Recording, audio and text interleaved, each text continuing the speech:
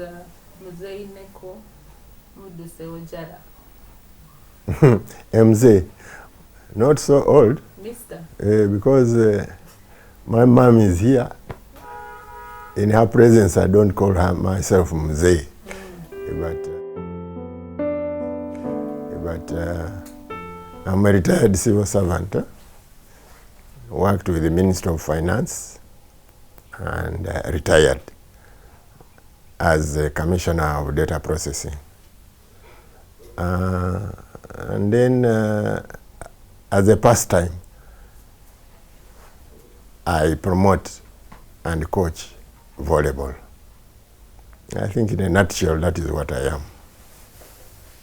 That said, when did you start playing volleyball? For fun, 1957. I was an 11-year-old boy, and my aunt, who is a teacher and a promoter of sports, she's the one who started competitive netball in Uganda, came home and said he was introducing the game of volleyball, but for only senior people, older people. So now whenever they put 2 poles and a string, I don't know how it was, how high it was, but most likely higher than my height at that time. And they had a ball, a netball actually. They would send it over the net, back and forth, and so on and so forth. And copying them, anytime they stopped playing, we also got the same ball and started playing, but we were not successful. So one day I was a budding pole vaulter. I got a pole, wooden pole, and I attempted to go over that string, and I ended up sitting on the string. So when my aunt and uncle came home, I had spoiled their game. They were very annoyed, and they didn't want me to touch the game anymore. But I had a group of young people, my own group, and we wanted to play. So my mother, who was elder to my uncle and aunt, told them if they didn't want the children to play, then they shouldn't play. When was this and where? 1957 in Busia, Christmas. 1957 in Busia. We lived at the school compound, very many of us, all the teachers teaching in that school and their children. And the school was called Busia NSC. It is now called Busia Integrated Primary School, but at that time it was Busia Native Anglican Church. So we had a very big community at all ages, and that's where I started playing. But when I took over the game after my mother insisted that we play, the older people abandoned it. So we also played it for about 1 year, and we also abandoned it. You know, it is interesting if the elders are playing, then you can come in and also show them. But when they are not playing, you also go and play other things. So that's where I started. So you learned this sport at a time when you were in primary school. Did you continue playing it at secondary, or at secondary, is that where you probably picked up the right skill and all that? There were several steps. You see, as I've told you, we were all very keen on the game. It was new, it had been introduced to us. And then we played it and introduced our own rules, and became it became something else in between there. So we abandoned it after 1 year. But later when I went to, after that, I went to junior secondary school. And then from there I went to senior secondary school in Nabumali. Now Nabumali, I was there from 1961. And as you know, in 1962, we got independence. Uganda got independence. By 1963, we had started getting teachers into our schools other than those from England, right? And among those teachers were Americans. So in 1963, we got 2 Americans into Navumali High. And one of them introduced both basketball and volleyball. Now, for me, it was okay. By that time, I was in senior 3, so I was resuming what I had started in 1957, and I picked it up, very easily.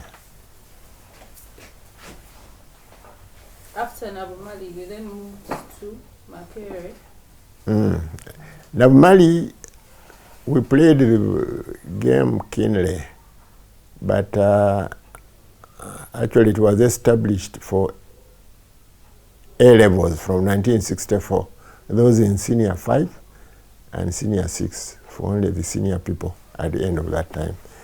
But competitively, unfortunately, only the big boys could play with the small people, and I was a small man. Trained and trained and trained, harder than everybody else, but nobody gave us a chance to play. But in 1967, when I joined Makerere University, and for my hall, Northcote Hall, we played freshers versus the older students. And I was on the freshers team. And that was the time that we used to play the game to 15 points. And you could only score when you are serving, all right? And I think out of the 15 points in each set, I took 8 or 9 on service. Because at that time, most people were serving underhand, and I was serving overhand. And my service being overhand was harder than all the others. It was difficult to return. So we won that game 2 sets out of 3, right? That is the freshers. And out of the 2 sets, out of each of the, I scored about 9. So by the following day, I was on the university team. So you had joined Makerere to study what at the time? To study what? Yeah, which course? My subjects were mathematics, geography, and education. I did a lot of training in being a teacher. Those are the subjects that I took. But I ended up with mathematics and geography. And I dropped teaching after the first year. For what? When you dropped teaching, what were you pursuing then? Geography and mathematics. So when I finished Makerere with my mathematics, I landed a job at the Treasury Department, a section called Computerization of Budget and Accounts, as a computer programmer. So that defined my entire service with the government. I was a junior computer programmer, senior computer programmer, principal, and I ended up as commissioner of data processing. Let me first take you back to Makerere University. Yeah. At Makerere, what was volleyball like compared to your high school where you came from? How did volleyball become so important to you? Because I'd like to believe that's where volleyball, became. When you talk about Makerere, it's not just volleyball, sports in general. I joined Makerere and was part of Northcote Hall. Northcote Hall, people don't remember it now. It is called in Sibirwa. But Northcote Hall was the center of sports. You mentioned it: football, athletics, cricket, hockey, tennis, and volleyball, basketball. You name any sports, we were superior. And you played them all?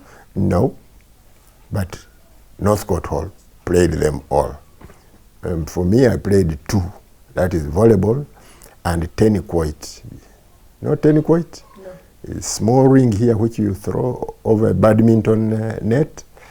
It is not being played these days. Sometimes it's called ring tennis. I'm undefeated champion of Makerere in ring tennis, tennis court. But my concentration was in volleyball.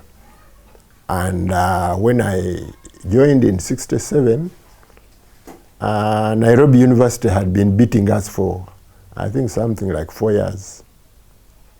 And when we went to Dar es Salaam in 1968, they still beat us. And I was the main setter of the volleyball team. We came from there, and I was elected captain of the university. But I was also captain of Northcote Hall. So I combined the two and decided that come 1969, nobody anywhere in East Africa should beat us in the game of volleyball. What inspired that feeling? Just the desire to win. You know, at Northcote Hall we are winning everything. Within the university, inter-hall competitions. And whenever we went out to play outside, the only team that beat us were the Russian embassy. You know, the Russians, they had a very strong team around. And there were another group of Russians in Usitema, all right?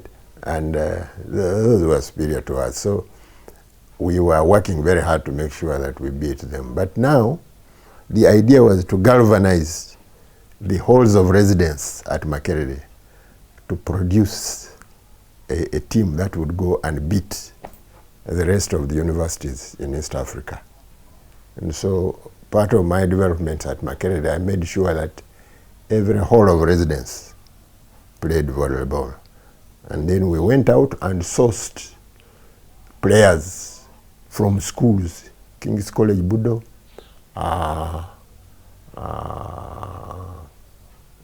what is this one? On Ginger Road, what is it called? The boxing school, what is it called? The boxing school, traditionally. Namilyango College, St. Mary's Chisubi. We were encouraging possible students who are going to come to the university and those who are playing volleyball at the school to come in, either into Northcote Hall or just generally in the what. And we galvanized quite a following. All the halls of residence, Northcote Hall, Nkuruma, which was a new hall then, Mitchell Hall, University Hall, Livingstone Hall, and later Mary Stewart, the girls. They were all galvanized into playing. And we did a few other things to make sure that volleyball was on top. Whenever we went out as a university, the volleyballers were leading the spirit of Makerere University, wherever we went. So we were leading the spirit into Dar es Salaam when we went in 1968, but particularly when we came back and we were going to Nairobi in 1969. This was a declaration of total war, and we succeeded. We won. We won. It was a very successful program. And having proved that we could actually galvanize people into doing an activity together, it was combined not only in volleyball but in other sports as well. We got together, ganged, trained together, and all the halls were participating as a unit. And so we succeeded. Sports was very big in Makerere in the late 60s. Very. So if sport was very big, which sport would you say was the sport at the time, the one everyone wanted to be involved in, all halls, at the university? Being Makerere, we looked at these things a little bit beyond the fan base. You know, when you leave the sports to the fan base, everybody goes to soccer, all right? But we were spread across all the sports. Let me start with football. Some of the top scorers, leading players in the national team were from Makerere. People like Bernard Oundo, John Bunyenyezi, those are the ones that I can remember offhand, right? They were from Makerere, and they would go in, and then others would join in for the national team. When we came to things like cricket, the core of the team, national cricket team, was from Makerere. Some of those who had been in Budo, who had been in Mwiri, and so on and so forth. Now, athletics, sprinters were coming from Makerere, and long distance runners were coming from Makerere, and then others would join in, because the sports program at Makerere was very advanced, and was being tackled at a very high level. Things like hockey, almost a quarter of the national hockey team were from Asians who were at what? At Makerere. Tennis, even in later years you get people like Margaret Chigozi, who was then Margaret Bleak. She was in Mary Stewart around 1978, 79 or something like that. She was the top tennis player in the country. But earlier on, in the 60s, the top players were all coming from any sport. Mention any sport. Even boxing. Some of our top boxers were on the national team. So there was no sectorial thinking as far as sports was concerned. And those who were in any particular sport, volleyball, tennis, soccer, hockey, athletics, were all doing their thing, all right? And we lived as a community. That's why we dominated the other universities, you know? And we had what? Only two other universities, Nairobi and Dar es Salaam. So we dominated them. They would come in. I think Nairobi University were tough on rugby or things like that. But when it came to now Kenya, the top athletics country in the world. Yeah, but at that time Makerere would go and pipe them down. Looking at that time and what's happening now, what are your thoughts on, Makerere losing their spunk as a sporting giant at that time? I suppose you can't blame the current student population at Makerere or any of the other universities, in that this is my word, they are needy students, right? And most of them are struggling towards. So they only look at sports as a means of earning something. We didn't have to think about money because government sponsored our fees at Makerere, gave us allowances and gave us jobs.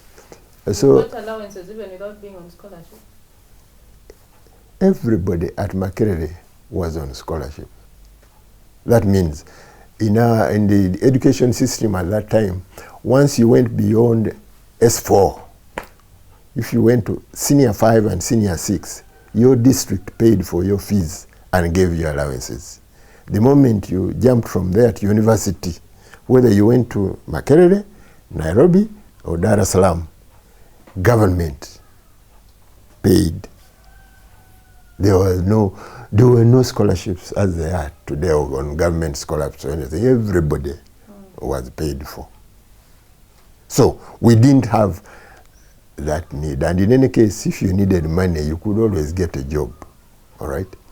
And work during your holidays, top up your allowances at university. So we went in sport for sport. Because you loved it. Yeah. Just like we studied the subjects we did, because we loved this. I studied mathematics. I loved it. I studied geography. I loved it. Not because of getting money out of it. All right? And in any case, once I came out of the university, I would have a job. And I had a job. So The difference is that students now are needy. We were not needy. We went in for the sport and we worked at it. So at the time, your time at Makerere was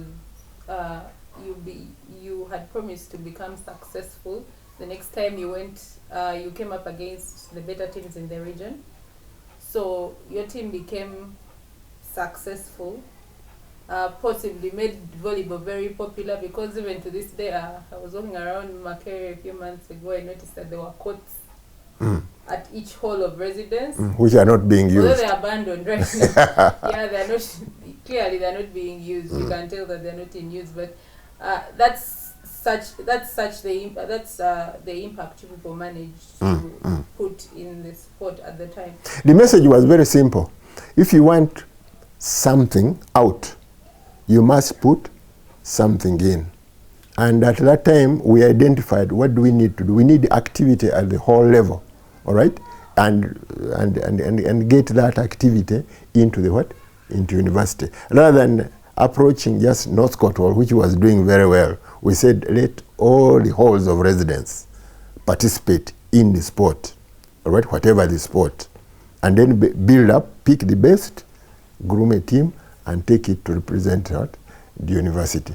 And that is fundamental to development anywhere. Get your pillars.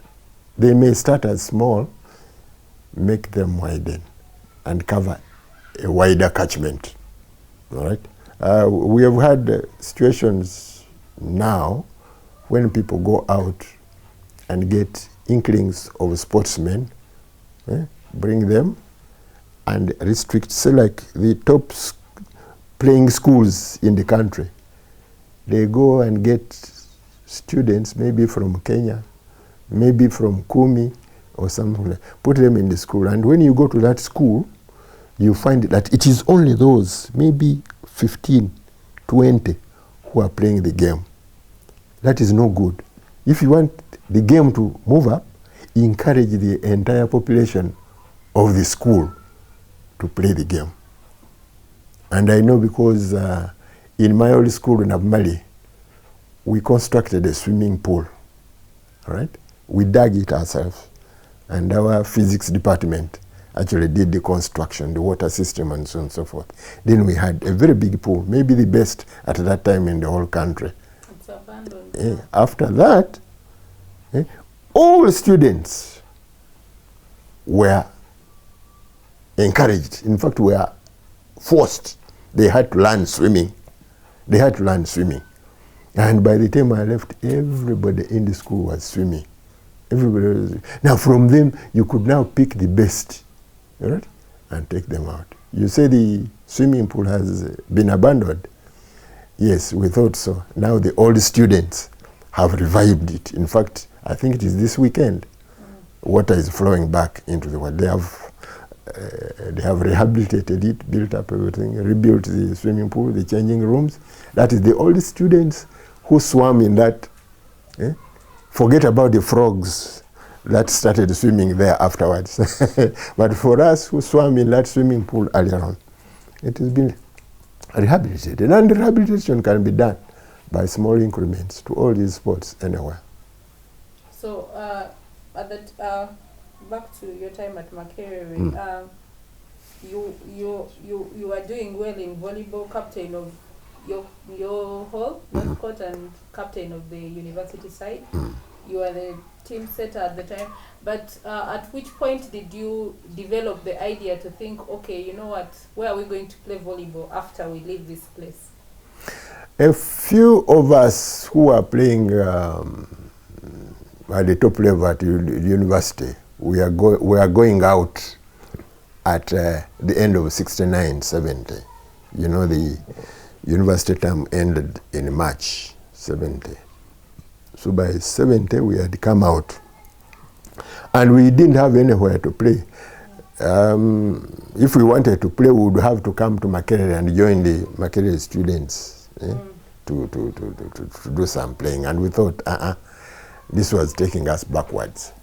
So we decided to a few of us. In fact, it was 2 of us who sat together and said, let's form our own club and start our own playing. That was Dr. Wilson Odeke, who was still at Makerere at that time. Because when I left as captain, he became the captain. And since he was a medical student, he was there for another 2-3 years. He graduated in 72. But we got together and we collected a few other people, and we started out an independent club. That is what is known as Kampala Amateur Volleyball Club. At that time we called it the Condos. But since there are no condos anymore in Uganda, nobody will appreciate that name. Why condos? Condos,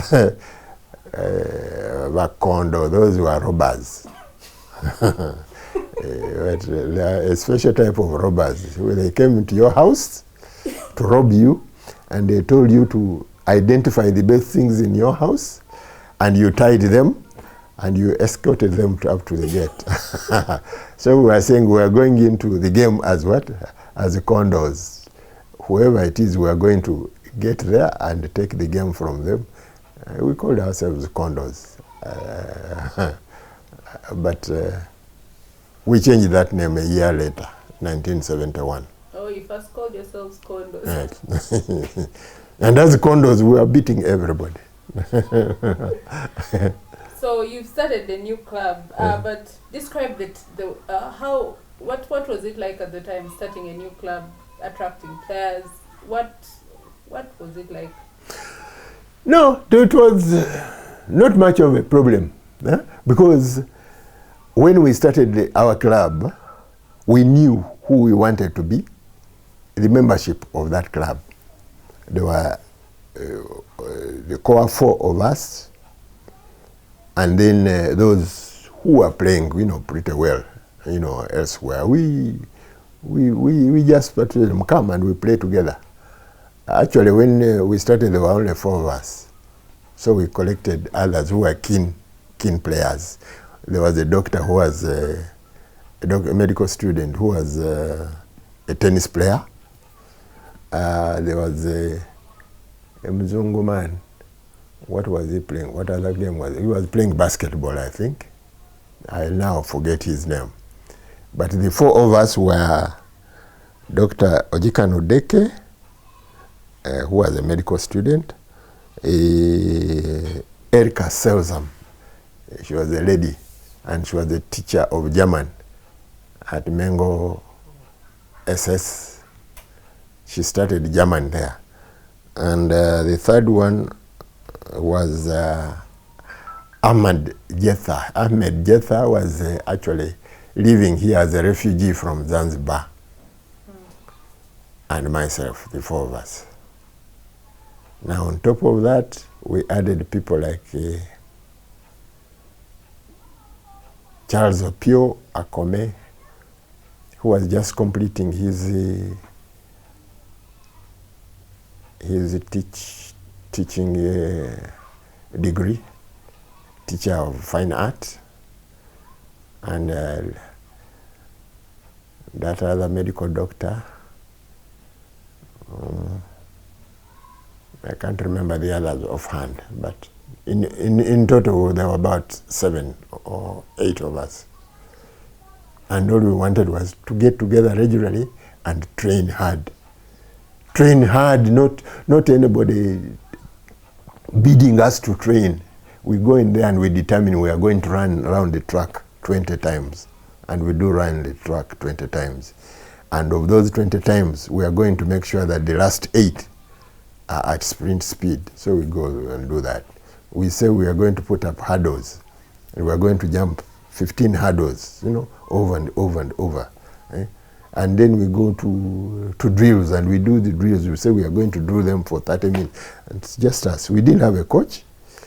In fact, as captain of that group, I was captain and coach at the end of it. But we set up our own our own routines. And then we made innovations from what we were seeing. Then we made renovations, like things like Now everybody plays the short ball in the middle. Nobody knew about it anywhere in East and Central Africa, but we created it. And we even told I was not setter at that time. This man, Ahmed Jetha, was the setter. I told him how to set the ball, how high it should be. And we practiced me going up before the ball, and he gives it. And so I became the middle attacker at that time. But our other fellows, Dr. Jika and Ndoke, were out attackers. We divided our roles accordingly, just as we wanted to create the game. We had no precedence. We are just teaching ourselves. And it isn't like these days when you get videos and import them from wherever it is. We were very lucky if on Uganda television, if anybody put volleyball to be screened, you would be very lucky. And if you saw it, everybody would call each other. And the TVs were not as available as they are, so you'll have to go where there is a TV. At university, we had, of course, TVs within the halls of residence. But we would walk the local, and mostly soccer was being put on, tennis was being put on. But when the Olympics were on, those would be, of course, be telecast continuously. And that's when you would get to see a little bit of volleyball. And the short ball, we had seen it from the Japanese national team. And they claim they are the ones who invented it. But by the time we saw it being played by the Japanese, we had already invented it. So it was a case of updating ourselves. So you and your teammates train hard, you're thinking up new styles of play and all that stuff, but who are you going to face? Which teams were you looking to face? We opened, most of the schools, most of the teams that were being played at that time, I was playing at that time, were schools.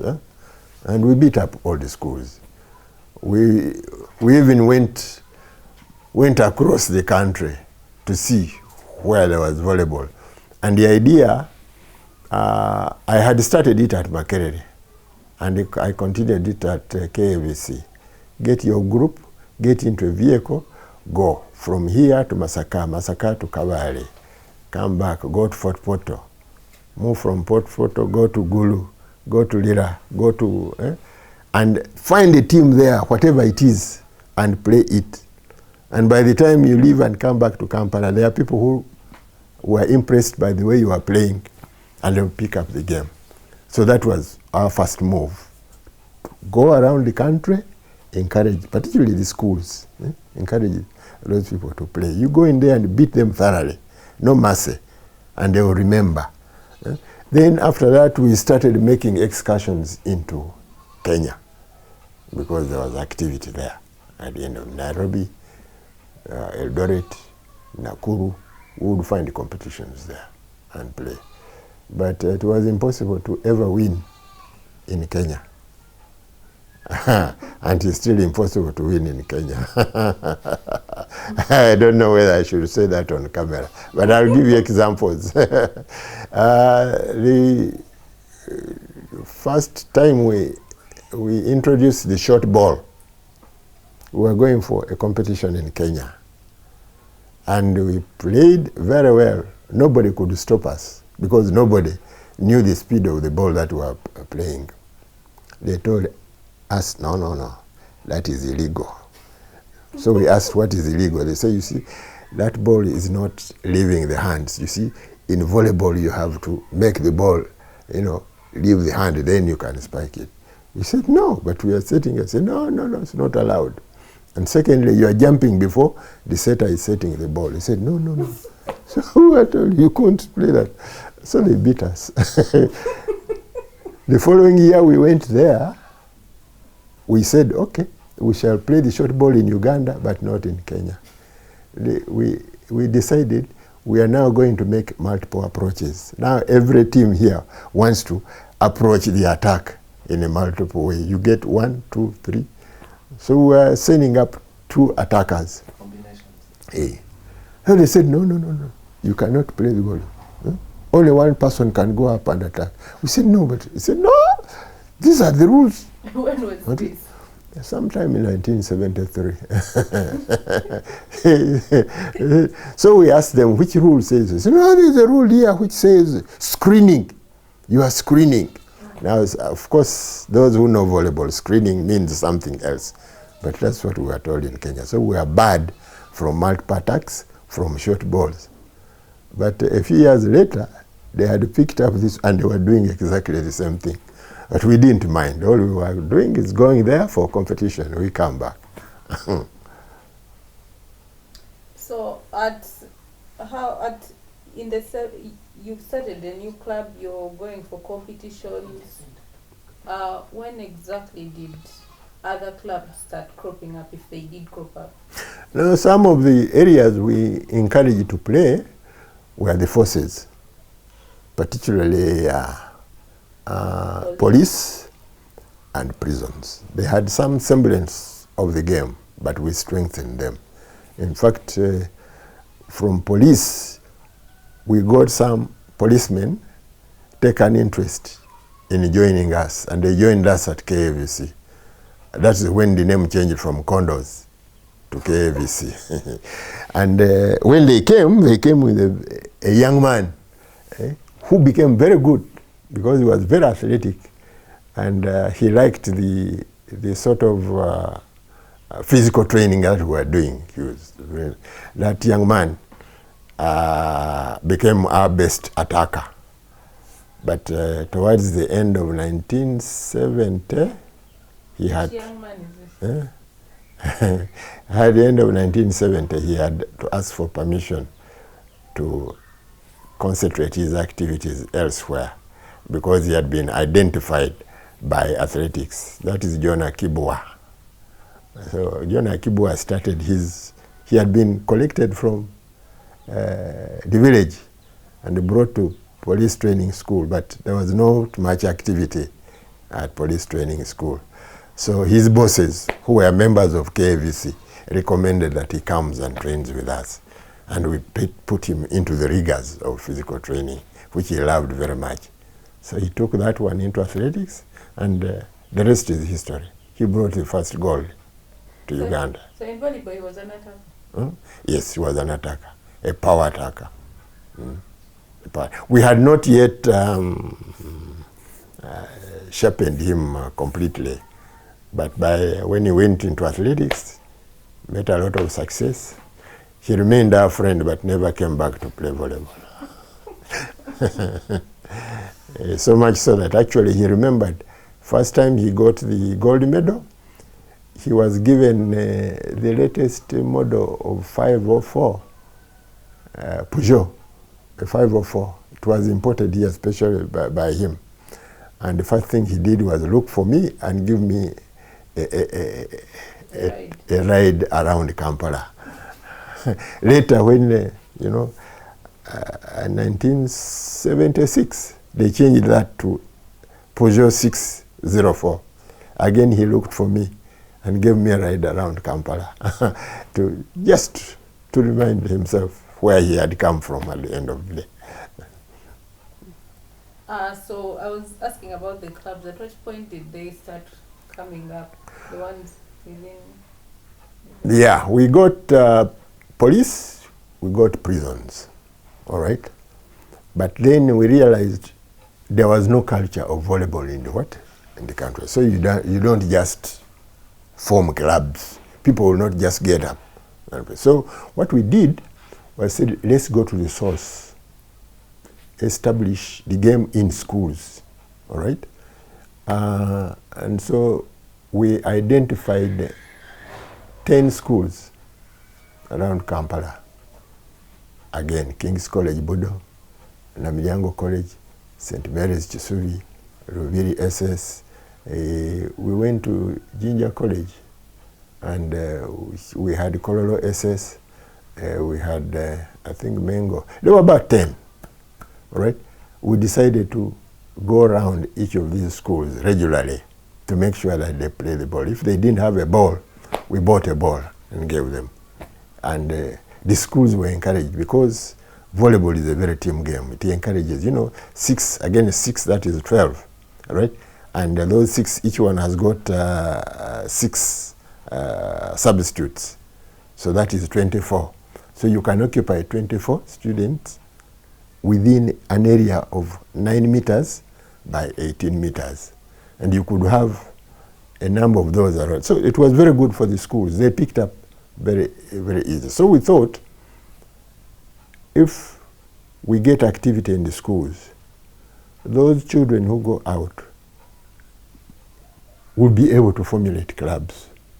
And so for most of the 70s, that was our preoccupation as what?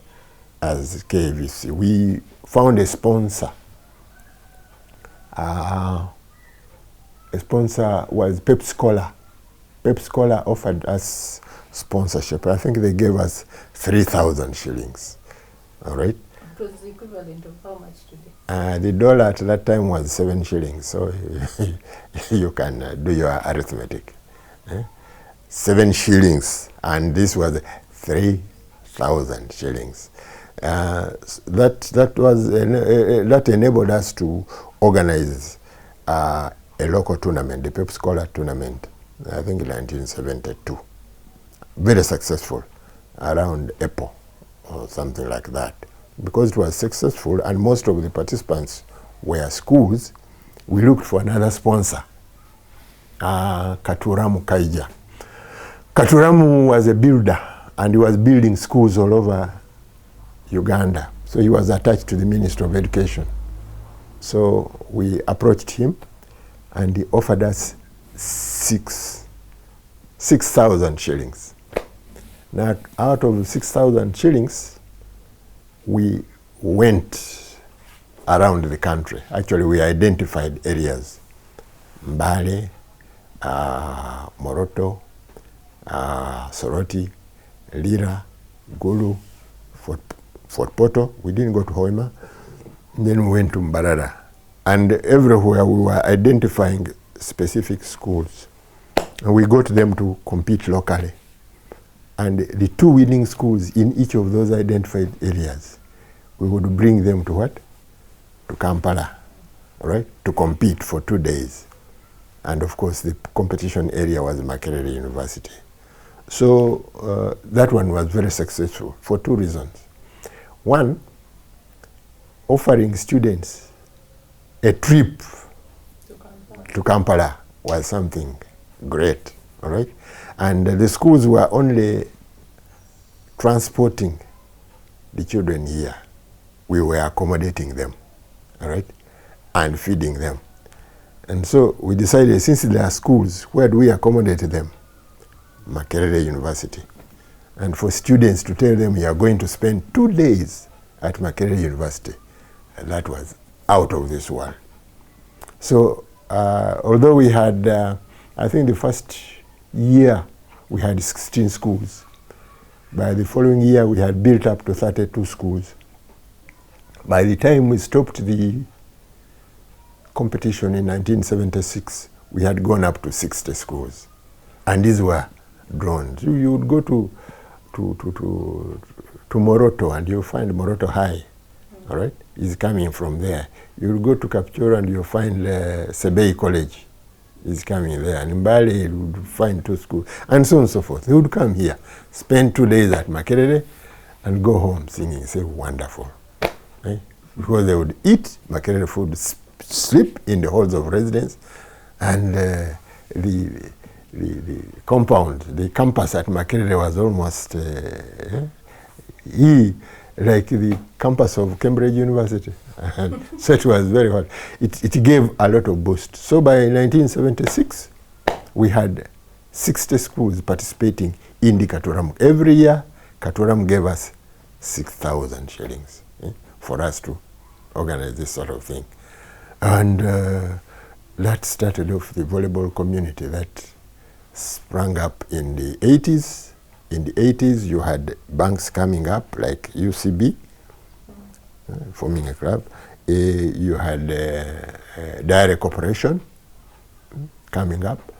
what other clubs were coming up. We had NGOs, some 4 NGOs. They were starting up, and it was coming up to about 8. You also have volleyball clubs. Coffee. We were persuading Coffee to do so, but they were so in football, they didn't. They didn't. But then you had the upcountry clubs like Lira Spinning Mill, all right? That one decided they should get there right from the beginning. You had cement, Uganda Cement Factory, UCI, in Tororo, setting up a club. And in nearly all those, the players that they recruited and were fielding are the players that had come out of the schools program. This is something that I normally tell people: concentrate on the schools and everything else will come into place. You don't need to look for retired moms and and all these people to what these children pick up skills very easily. You talked a lot about how the sport started and all those things, but you talked about the volleyball community, but when exactly did the women's side also start? Of course, you talk about having Erica at the start, but were the women very, very much also involved, or did they also have? That is a process. It has got its history. Because volleyball was very popular, social game at university, a number of girls wanted to associate with what? With the game. That's why I particularly put a court at Mary Stewart. All right. So we got a group of about 6 girls who offered to come and what? And be trained in the game. But when I left, there was no impetus within the area. So within KAVC, first we had Erica Selzam. She was a tennis player, basically, very good tennis player. But since she was with us, she came in that one. That was one. The 2, another foreigner. Well, in 1973, a gentleman called Dr. Dusan Magic, who had been a player on the national team of Czechoslovakia. He and his wife and son came as a lecturer. The man came as a lecturer in the Department of Veterinary Medicine. And he got interested in KAVC, mainly because she was actually persuaded to come and see what we were doing by one of our prominent players at that time, who everybody knows as Dr. Aporo, George Aporo. And George Aporo is the father of the George Aporo who plays now. So he was doing veterinary medicine and persuaded his lecturer because he had told him he's also a volleyballer. Now his wife was also a volleyball player. So the wife joined KAVC as the second woman on the other team. That's how the situation was until 1979. In 1979, I had given up, I had stopped coaching Makerere. But one of my young players from school, I had recruited him as a 14-year-old boy.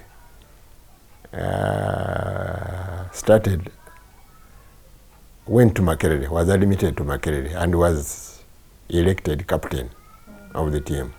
He was called Sam Nakavali. He came and invited me to go and what? And resume training Makerere University. And he persuaded the then sports tutor, Chris McConnell. Any of you know Chris McConnell? Chris McConnell was a sports tutor at Makerere for a very long time before.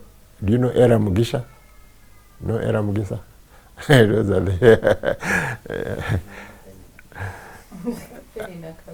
you know Penna Kawenge. Maybe by that time she was not born. Yes. Chris McConnell. She's still in Uganda. She's a Ugandan, but she's very weak now. For a very long time she was teaching at the international school in Roboa. Before that she was at Aga Khan International School as headmistress of the international. She was a sports tutor. They invited me to go and prepare the team. Basically because the team was required to go and participate in the Africa University competitions in Nairobi in 1979. So when I resumed training, some girls came. They wanted to be part of the training. And there were students up to about 1984. That interest in the boys' Makerere team particularly went up because they made the core of the team I took to England in 1981. And so when those boys came back, the girls were excited, and more girls, about 10 girls, decided to start training volleyball. As luck would have it, the following year in 1982,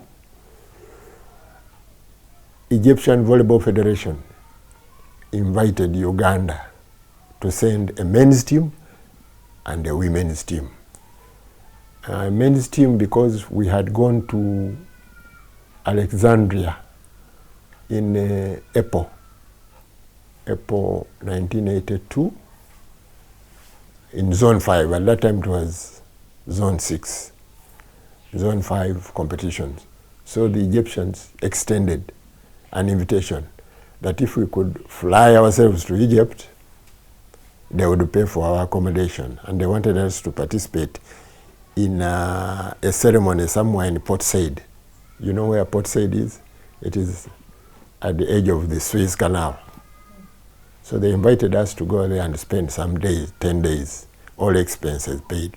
But they wanted a men's team and a women's team. Now I had a men's national team. I didn't have a women's national team. So I had about 6 months in which to produce a women's national team. So I went to these girls, the 10 girls who were training with me. And those are the first girls. They started off as playing on the Uganda national team. Their first challenge was national team. We had to make them good enough to play the game competitively. Of course, we were beaten thoroughly, but that was the beginning. But on that trip, we invited the mayor of Kampala to lead the two national teams. So the mayor of Kampala was disappointed in what he saw, the girls playing. He was okay with the boys, but what he saw the girls playing disappointed him. So he said, no, when we go back, I have girls at the city council, all right? So you come and pick girls from there, because these are athletic, they will what? So we came back, and I took him at his word. I went into his office, and he said, yes, I mean what I said, I meant it. And he said, to help you start with that team of girls, here is 40,000. He gave me 40,000 to start off with. So I picked those girls from Kampala City Council. They were netballers. And we decided to form a team called the KCC, right? In support of us. That was the first club in Uganda. Now when we started it, and then the 10 girls who had come, from Makerere, heard that we had started a team called KCC, which was the female part of KAVC. Those girls came and said, we want to continue training, but let's form a group called what? KAVC. So we had two girls, KCC and KVC. That was the beginning of. Do you mind? They were beaten to it by the KCC girls.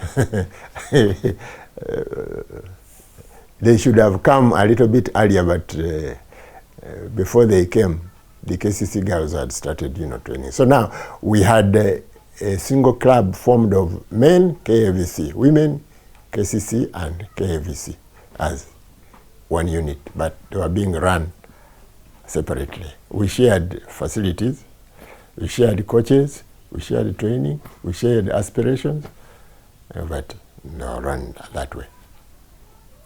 Then from that time, other people also started. When direct operation came up, they also had men and women. When UCB came up, they had men and women.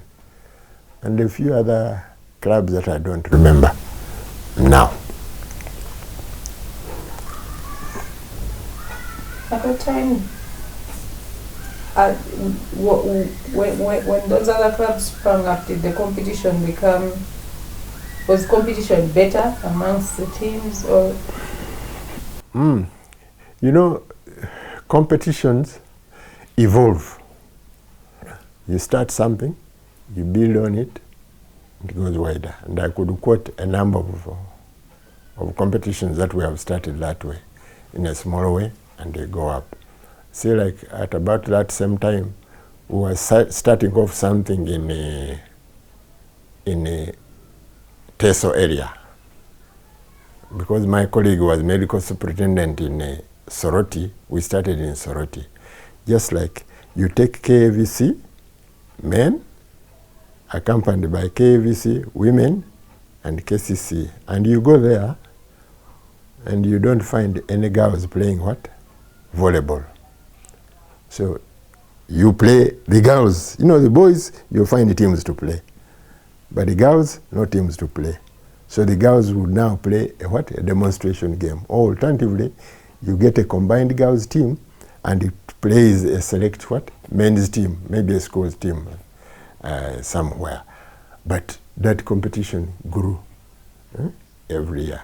So when my colleague moved to Kumi, Ongino Hospital, that activity we transferred to to Kumi. And then this is Dr. Ojika. Dr. Ojika, yes. And even when we were going there, we found Dr. Apollo Cole. He was district veterinary officer there. And we said, why don't we get this thing going? But he had a struggle also getting women in Kumi interested in in the game. So we would go, and the men play volleyball and women play netball. And my KCC people were champion netball players. So they were sort of showcasing the game there. But we started moving on stage by, until we persuaded more Kampala teams to go to Kumi. And that's where our colleague died, Dr. Apollo. Then we decided to call that establishment Apollo Call. But it has been moving. Now, you can expect as many men's team as women's team when you go to this competition.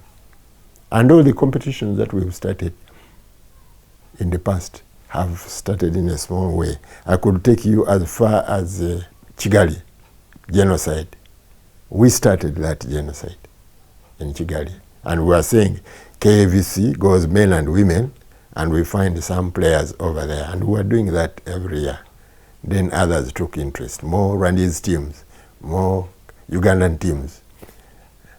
Now it is almost a must. When was this?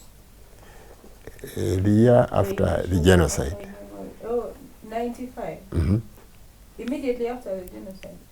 95, some things happened. You see, 95 was 20 years of KAVC. So we, the founders, Dr. Ojika and myself, decided that we should put up a competition and invite teams to come from all over we had one team coming from Netherlands, girls, and others, local teams. And that competition was attended by some of my players who are now part of the Rwanda administration. They had been playing here, but they had gone with their colleagues to Rwanda. And when we invited them, they said they can collect some few Rwandese players, because most of Rwandese players had been killed, to come and play. So because Rwanda was sending some people to come and play, we also invited the ambassador of Rwanda to come. And then very many high-ranking officers from the Rwandese army came to watch. And we had things like their national anthem being played all over, and they were impressed. So they approached me and they said, can't we start this in Rwanda? But it also had with the KVC. It was immediately after that. So I said, no, you go and do it. Me, I'll bring the KVC teams, and we shall what? So I forget which month we did it in Kigali. Started in a small way over there, and only KVC men and women, and I think KCC went from Uganda. And then they put up about 3 teams. Kavasa, I don't know which other team or something like that. But then we assured them that every year we would be going, So every year they started adding. Now the whole thing is running. It is sponsored by government. And at the end of the day, some of us who started it can sit back. It doesn't matter, and as long as it is going ahead, you can sit back. And if anybody tries to change it, we shall quarrel. Quarrel, huh? Yeah, you see, at KVC we started that memorial thing 25 years in 95. But since then they have changed it. To the KVC International. They call it, what do you call it? NSSF. NSSF KVC International. Of course NSSF is the sponsor, but the name of the tournament now is KVC International. Yes, but we started it. And the year we started it, my colleague, Dr. Ojala Odeke, died. After the tournament? We had it in July, and he died in December. Right? So we all sat down and we said, this tournament is now called Dr. Ojala Odeke.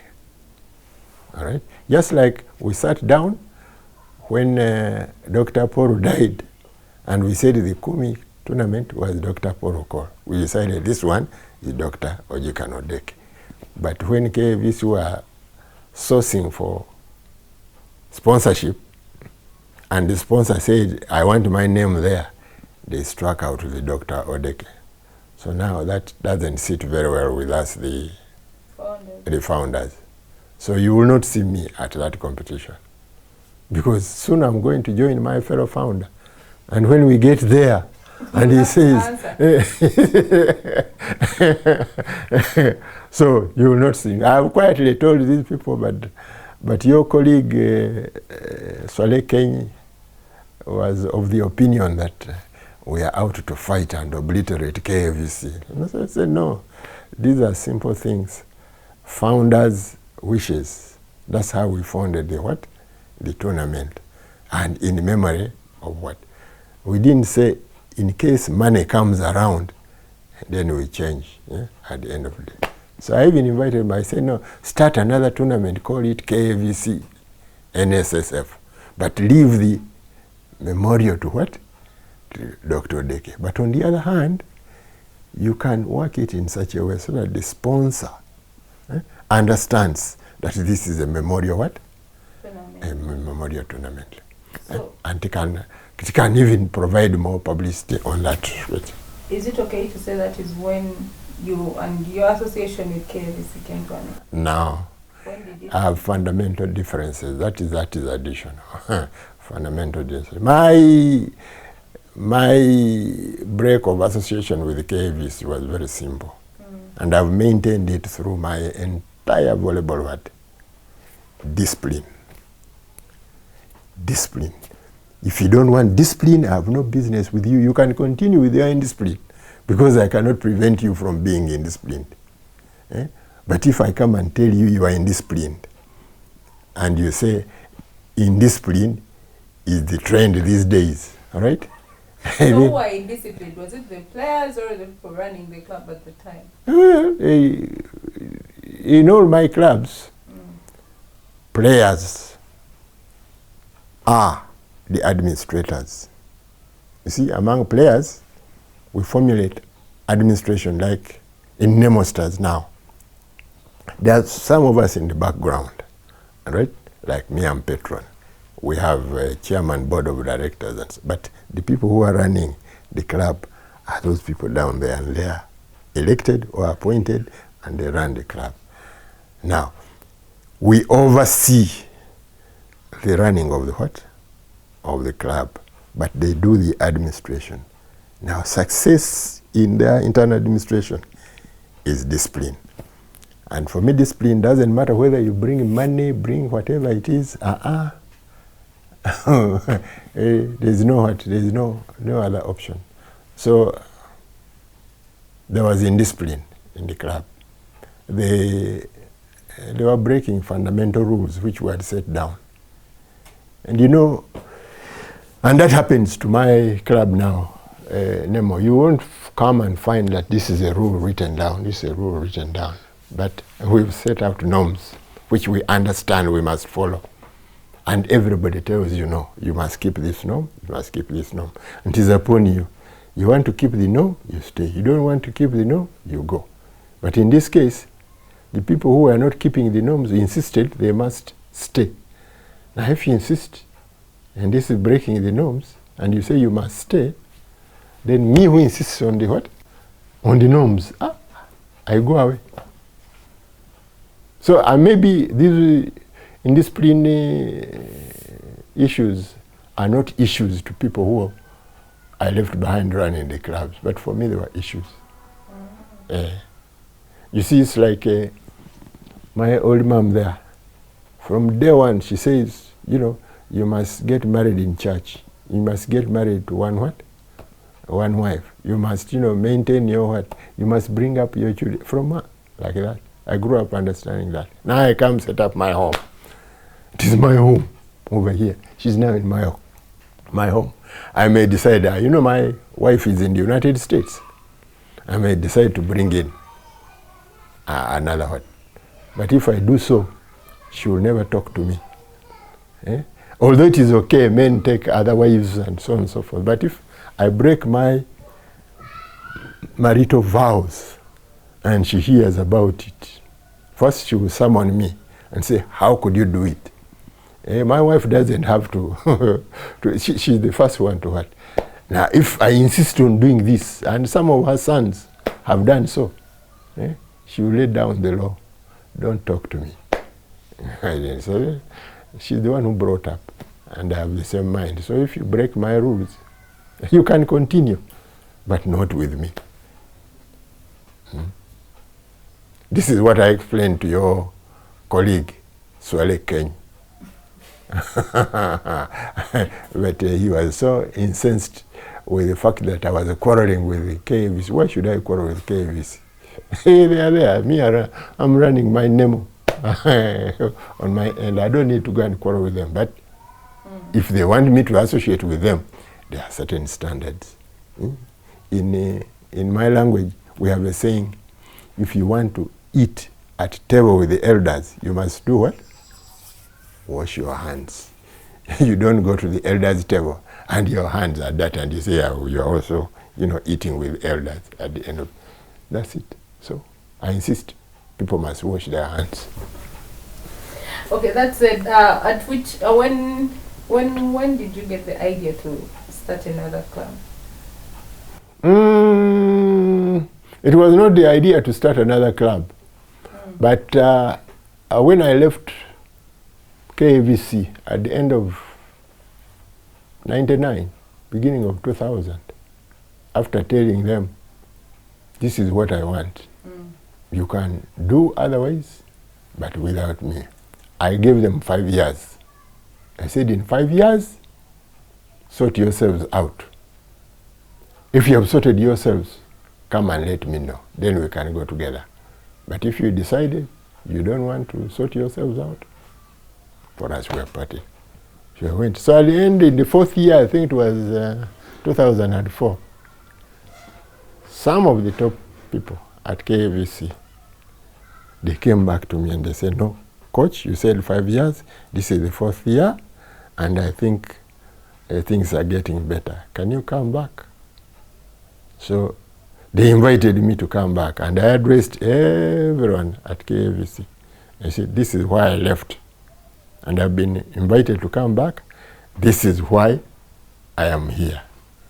And then there was a division. I think the majority chose that they want to remain as they are.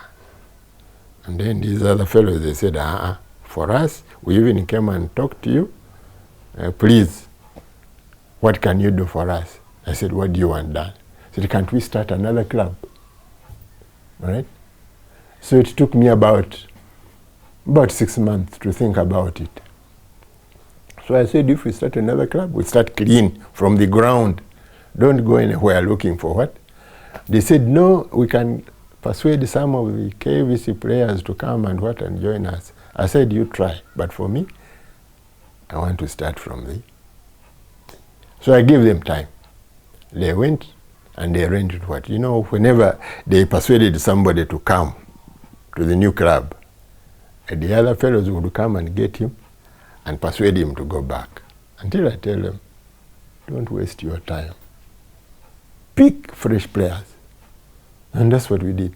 We picked fresh players in 2005 and then started looking for where we are going to do our thing. We started at Kororo SS by the roadside with small kids, about 13, 14, 16 or something like that. For about a year, we were working with small girls there. The following year, I think towards the end of 2005, players at Uganda Christian University thought if we helped them, they could perform better.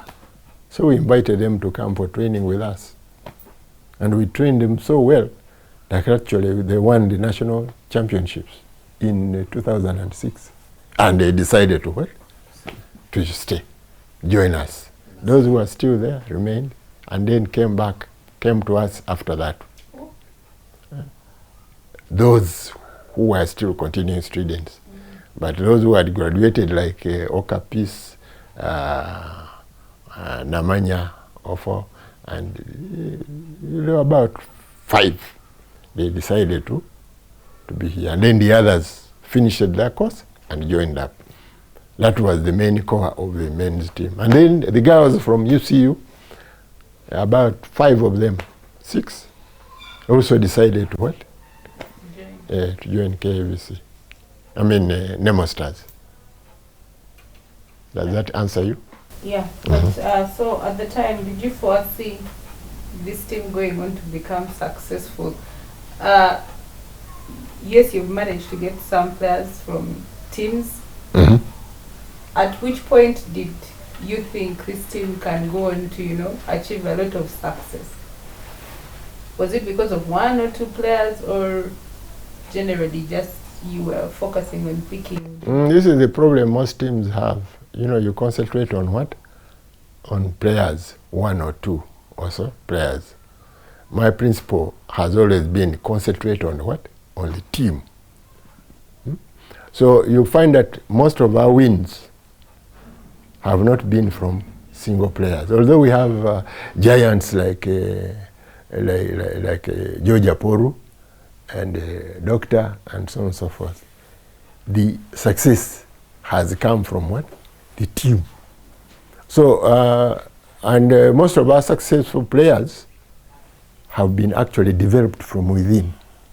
They have developed, and we get players out of, without any experience. Let's say like a young man that we picked up. I think we had lost our setter, Innocent Mugiraneza. He was Rwandese and he had gone back to Rwanda. and we didn't have a setter. So I picked up a boy from senior 5. He had been playing the game, but nobody had told him he was a setter. So we developed him. Within a year, he was setting for the senior team. Who's that? It's called John Bosco Opendi, JB. He's been setting for Nkumba, then Sky, is it? Yeah, or something like that. We developed him from nothing until he became what? National setter. At the end of the current setter that we had, he came in as almost nobody. Smith Okumu, from Rugazi Mixed. I think he was being persuaded to go and play for KCC or something. He didn't like that, and he came to us, and he was nobody. So people were not very much interested in him. We started him from there, built him up, and then worked with his colleagues. When you get George Aporo, when we got George Aporo, actually he had size, but nothing. Then we worked on him. When he had developed, because he was developing very fast, I think we gave him to the national team. Well, first of all, Makerere dropped him. They didn't take him to play. Then the national team, then I told him, no, you bide your time. By the following year, when he was re-invited to go and they discovered no team could go anywhere without him. There were more experienced players, but this man had vigor and was going. But he was groomed right from what? From Nemo. So we always emphasized the team rather than, and George is now the giant of the team, but he's the one who will tell you physically it isn't him. In a set, he might contribute something like 11 points, 13 points out of 25, all right? But nobody ever won a game by taking 11 points. So he takes his 11 points, and then the others contribute to make the 25, and that's where we are. And we emphasize that from the beginning. At the But Nemo, you're interested more in grooming the player, because that then elevates them in stature, not only on the not only on the court but also within the team. And yeah, I'll give you an example. Last beginning of this year, no, at the end of last year, we got this young man. He's now our major middle attacker. He's called Redman. He's Bernard Malinga, right? We got him. He's been hitting hard balls at Matrix, and he even got invited to go and join Gisagara in Rwanda, and they didn't take him at the end of the day. So we told him, look, come here, let's improve your game. And from the time that the league ended, the man religiously turned up to improve the what. By the time we took him to Cairo, first of all we took him to Rwanda. He didn't do so well at the end of it. We brought back, we panovit him. By the time we took him to Cairo, he was in his own. And nobody could touch any of his work. And he himself could look and say, I'm playing a what? A better game now. But we told him, we are not bringing you as a star. We will bring you as a what? As a potential. All right? When we got Dr. Louis Mubangizi, he was hitting great balls at the end of the day. But, it's like you are given about 5 balls, and 2 of them you kill, but the others you flop on. And we said, no, you come, we want to stabilize you so that if you are given 5 balls, you are going to score 5 times. And we had to work on him like that until eventually he was identified as one of those players who throw stones instead of balls at the end of the day. But again, we train him to improve his personal skills and then move in blend with what? With the rest of the player, because all of them have got functions, roles to play on the team. But at the end of the day, they have to do what all the others do. Recently, we got a player from KVC. He's a libero. And those people were retiring him at the end of the day. When he arrived at KVC, I mean at Nemo, we told him, you're training here. You know, he was used to, you go to training, you train as a libero. We said, no, you're going to set, you're going to serve, and you're going to attack. And we give him target. You say, our attacks, we want them hard within this distance, not there, within this distance. So he starts off because he's been playing libero and he's spiking there. Then we say, we are gauging you as your balls come near. He said, but coach, what has this got to do with the libero? I said, you're going to tell me. Now you go and ask him now. So, although we want you to specialize, we want you to be a complete player. Don't come in and just get your niche and say, this is what I'm supposed to be. Be a complete player. If you are not ready to do that, you'll find you don't fit. Particularly in Nemo. I don't know about other teams. But if you are not ready to apply yourself in all the areas of the world, you'll find that you don't fit. So Nemo was a club for 14 years? 2005, January. Yeah, so 14. 14 years. 15. 15. You're getting 99 and subtracting. This is 2019. Yes, you're subtracting. Oh. You forget that even the 2005 we were there. So get 2005, 6, 7, 8, 9, you're fine to 15. This is our 15th year. Yeah, okay. Nemo has been around for 15 years. Did you foresee the amount of success you've managed to get with the team? Because how many titles do you have? Close to 5? You go and count. We have taken all the league since 2012 except 2 years. All right?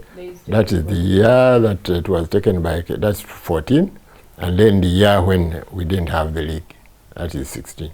So, let's go back to 2012. Did you see that particular, I mean, at which point did you see those players and think, you know what, these boys are good enough to win the league title? And did you see utter domination coming for the next 7 years after their initial title?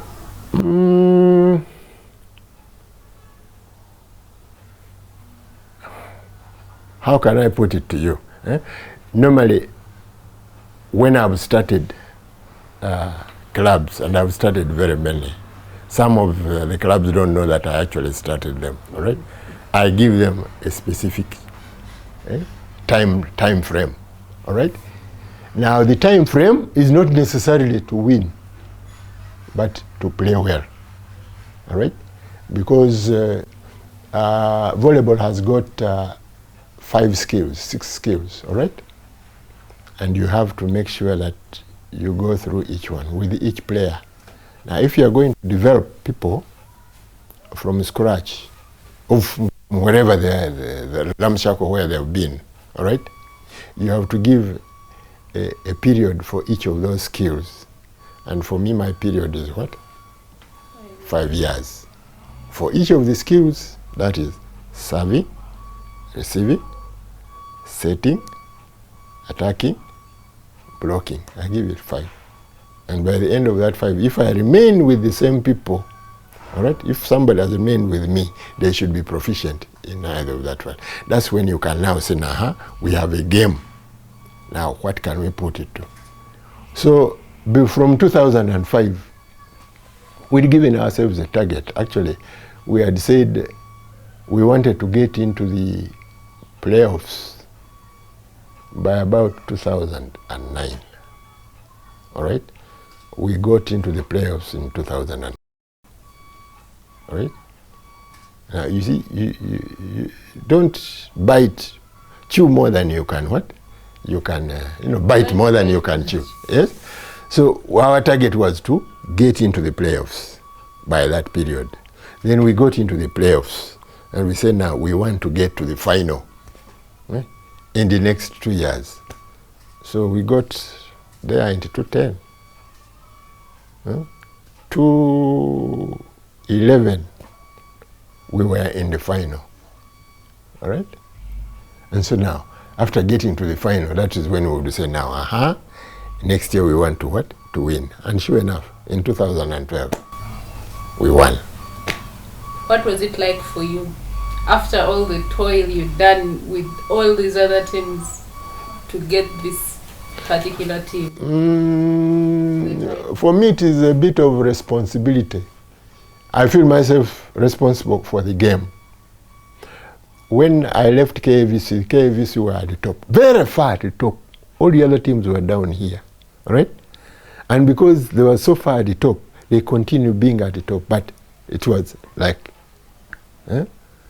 by the time we came back, there were a lot of teams, KVC, KCC, I don't know who, blah, blah, blah, playing around. But the game had moved down completely, all right? And my idea, now if you are going to influence a game to move up, then you have to influence it from the what? The top. So our idea was, how can we improve the game? We do that by getting to the top, and then we start to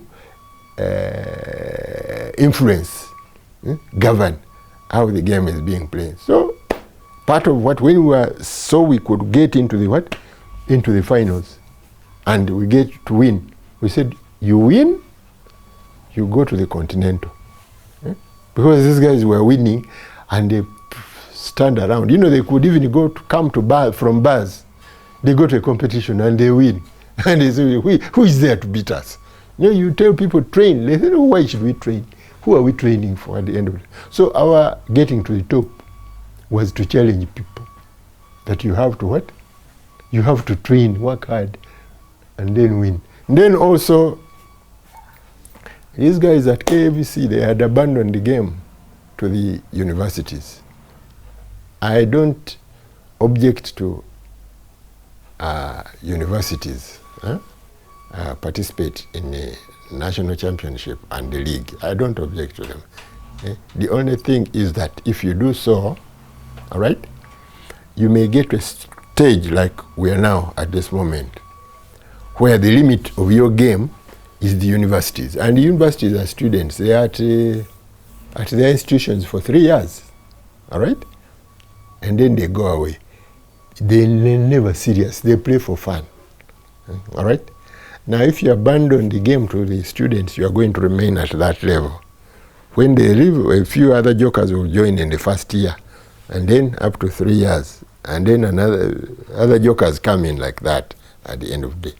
We wanted a situation where the clubs, all right, so that there is a progression from primary school to secondary school, right? Secondary school to university, then from university to clubs. But now people are leaving clubs and joining university. You have Nkumba University. They now call KCB Nkumba. They have collected what? All the players. They have taken over there, and they say Nkumba is what?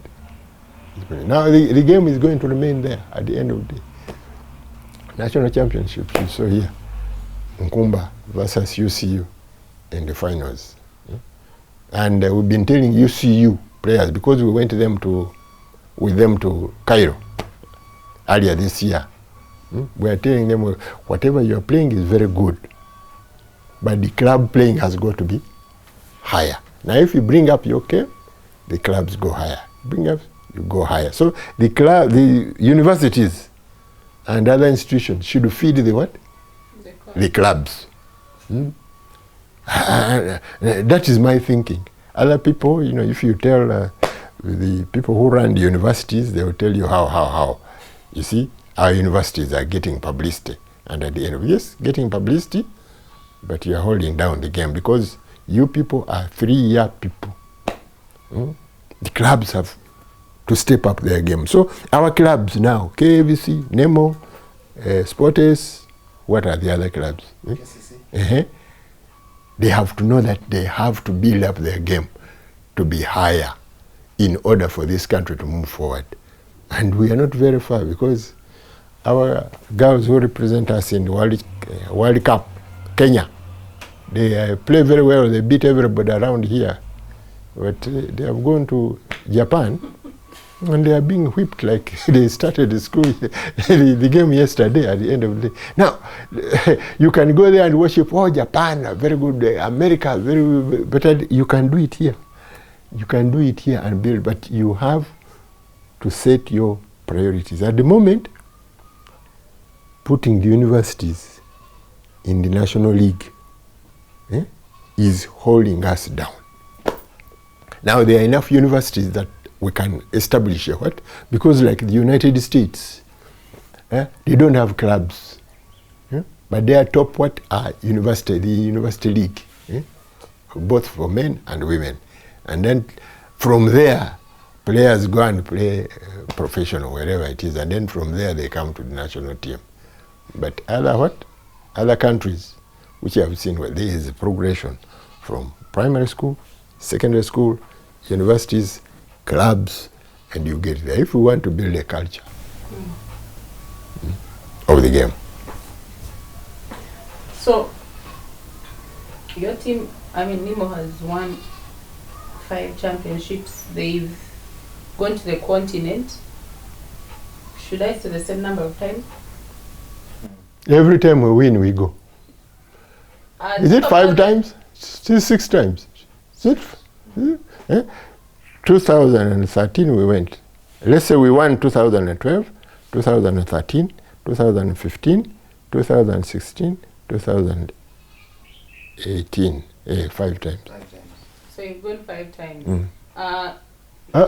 6 times, because the year we didn't win the league, we won the national championship. So we have gone 6 times. Yeah. How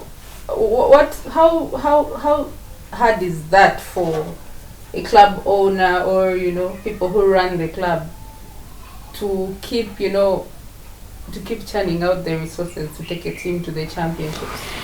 Hey, you are talking about resources. There are 2 areas that you want.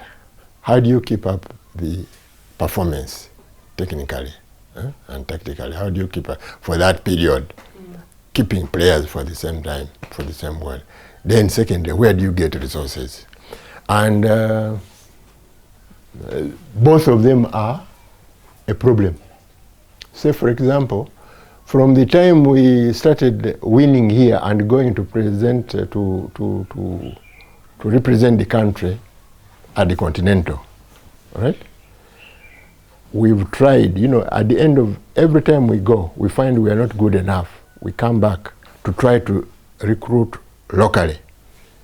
But here, when you win in Uganda, when you win, the rest of the people you've beaten now form a group to make sure that you don't win again. So when you go out to recruit for the following year, everybody is there to make sure that the talented players don't come to you. Now, for us at Nemo, what we've been trying to do is to make sure that the players we have trained don't go away from us. We are very lucky if we get talent, and because the universities have things we don't have. They can offer scholarships. They can offer, all this sort of thing at the age of the people we want. Okay? Then the other clubs can offer money. We don't have the money. That's a big challenge for us. Every time we have gone out to represent Uganda, we have sent out the basket. First of all, we collect among ourselves, then we appeal. And we go and travel and play on the bare minimum. Bare minimum. None of our players gets any allowance. There's no allowance to talk about. There was a time we collected, and at the end of spending, I think I had a balance of $300. So I collected all the players and I said, I have $300. I can divide, and each one of you gets $20. So I gave them $20 each. They were very happy. $20. Because it was something as a bonus. But we don't have any funds to give allowances. We don't have. People have to have their inner drive. They want to win. They want to go and represent the country. That's what drives us. When that stops, when people start demanding, we want, you are not doing this for us, that is the end of us as Nemo.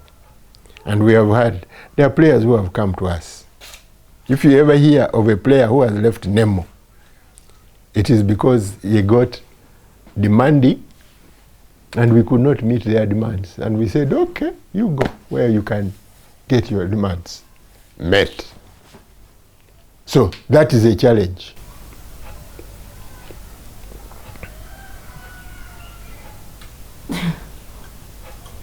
Don't laugh at us. No, I'm not laughing. That is us. I was reading the saying goes that where there is a leper patient, you know lepers, sometimes their fingers are broken.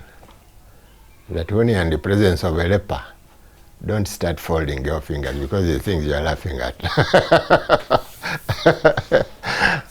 But you're not a leper. I'm a poor administrator of a club, which is a champion. Okay. How exactly do you plan to, okay, what advice do you have for club owners? It could be in other sports as well, who are in the situation you're in, and how exactly do you think government can help with generating funds for teams, especially those that are going to represent, because at the end of the day, they do not go and play as Nemostars of Kampala, they play as Nemostars of Uganda. How exactly would you advise government to avail funds? Don't ask me to advise government. I even worked for government as a very top man, controlling the entire budget of this country. You know, you couldn't spend even a single cent without me channeling it through you. That's where I was working. But in my own way over there, I was trying to influence the powers that be to take a more concerned look at sports. But when you do so,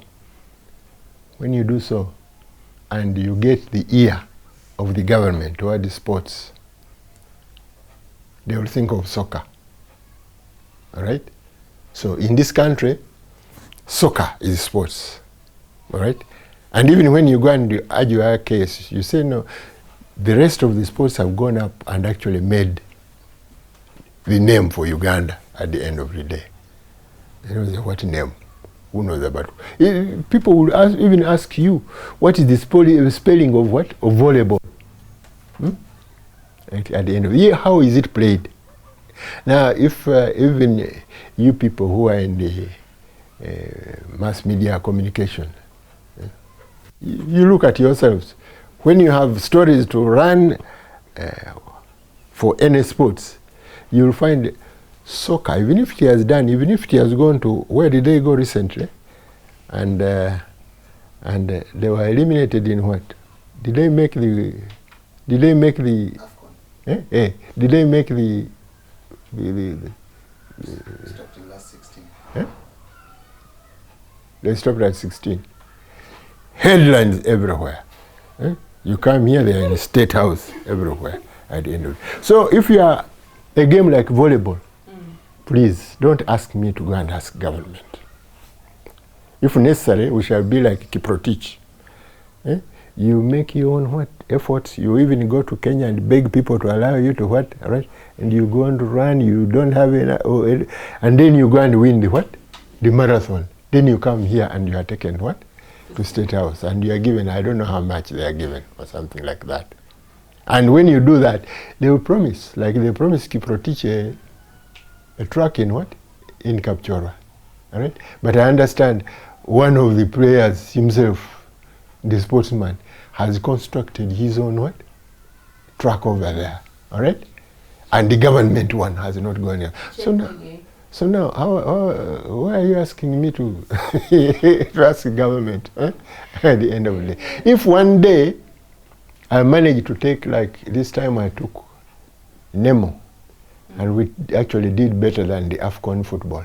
We got in the, came back in 6, we got in the last 8. And in fact, if my players can work very hard and win again, and we go back, I want us to be in the last 4. Maybe somebody will remember and invite us to State House. Do you think that's possible for Nemostars? We don't think that way. Sometimes, you know, as we were praying this Apple in Cairo, and we borrowed, and we borrowed even when we were in Cairo, and we were nearly thrown out of a hotel, just as we were completing our group stages. And we were saying, now we are going into the quarters and semis. Now, suppose we go and hit the final, and we are the champions. And we go and we are at that corner, we are invited to State House. And we are saying, I think we shall refuse. We will make more history if we refuse to go to State House and go. At the end. But this is conjecture at the end of the day. So, my approach, look for other ways. If government, the easiest, the nearest we ever came to government taking an interest was when volleyball was selected as one of the 3 sports to be encouraged to be played by secondary schools. And most people didn't know how that came about. I didn't know. That is the best we have ever achieved with the government. So, for volleyball, please, let's look at other ways. When we succeed, government will come and help. I told that to Dan Tamwesigire in 1989, because we were making effort, taking a national team, nobody was helping us, blah, blah, but we were succeeding. So a lot of people outside said, there are opportunities here in government. But either these people are getting money and eating it, or they don't know how to talk to government. So I told them, okay, you come in, run the sport and see whether you can convince the government to come and assist you. But we'll be very happy if government ever came out and assisted us. Say, Nemo is going to the Continentals for the 7th time, right? Government has come out and bought air tickets. Twice they have paid for our participation fee, $1,000. We were very happy. Like I said, we got that $1,000 after we came back. And so you wait with that. So there, I'll be very glad, but I think we have to look for other ways. Okay, where do you see Nemostars in the next few years, and what plans do you have for the club? Not me as a person, but the group. What do we have in mind? Leading that group, I want Nemo to have a home. You know, this winning and going and representing the country is incidental. All right? What I want is to have a home. And I've been wanting my club to have a home from way back in 1977, when I got my savings and bought land. I bought it outside Kampala at that time, a forest, and said, in the future, this is where my club is going to be. By that time, my club was KVC. But of course, things change. I still look forward. I don't know whether by the time we achieve that, my club will still be Nemo. But Nemo carries my name, so they can't go away from me at the end of the day. But that is what, we want a home for them. We have about 6 acres of land, and we want it to develop so that there is an indoor gym, and outside the training facilities, and we want to set it up with other, just like, you know, when we go out here to represent the country, we are hosted by clubs over there where we go and do our training. You go there, they have an infrastructure, the hall, changing rooms, then canteen added, and other leisure areas and other sports attached. Not only volleyball, you find tennis, you find basketball, you find all these other things.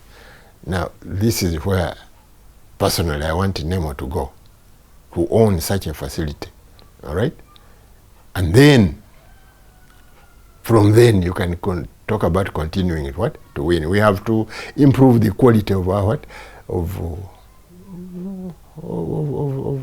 our game, the facilities we have, and the sort of presentation that we put forward. Then we can talk about challenging Japan and all these other things, because the number of times that we have gone to the continentals, this year is when we did well. The other years we haven't been doing so well. And we haven't been doing so well not because we could not, but we didn't have facilities to develop some of the skills. Basic, simple thing. It is things that we did this time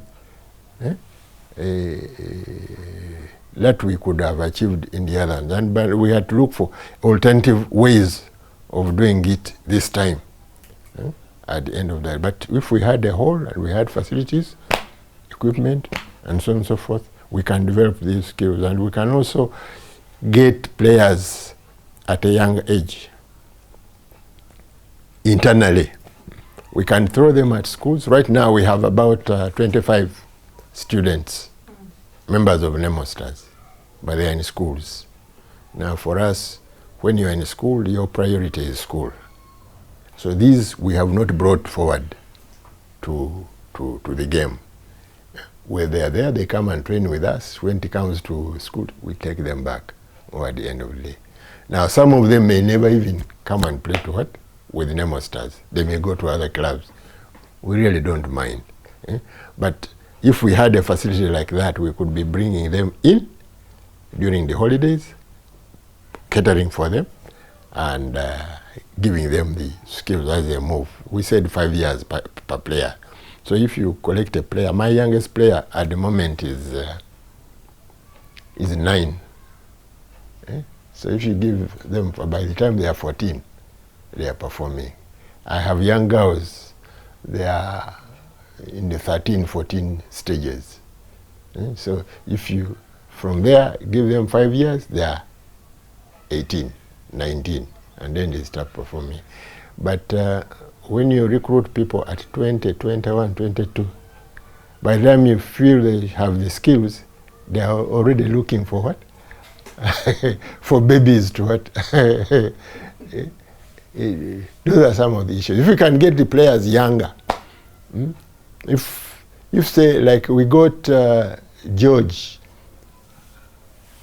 young enough, we got people like JB young enough, we got people like Smith Okum young enough, and so on and so forth, and we put them in, playing together for that number of years.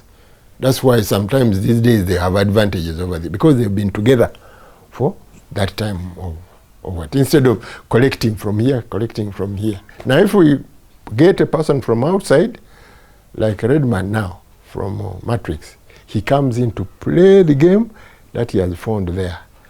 No, you don't get these people to play his game. But like I've told you, for us it is very difficult to get talented players coming to Nemo, because everybody else gangs up. He says the aim of this year is to beat Nemo. But we always beat them. You ask him. So is the pressure always on the players to deliver? Well, not so much the pressure, but they take it as a point of pride. They don't play for anything else. It's not like they are going to play and somebody is going to pay them this. They are going to play and somebody no rewards, but just that pride that we have done it. And when we win, we come here and we eat double kawunga. And when we go up to what this man has been there, when we go up Cairo, Swiss over there, a lot of food. So our fellows concentrate and eat everything in the dining room. That is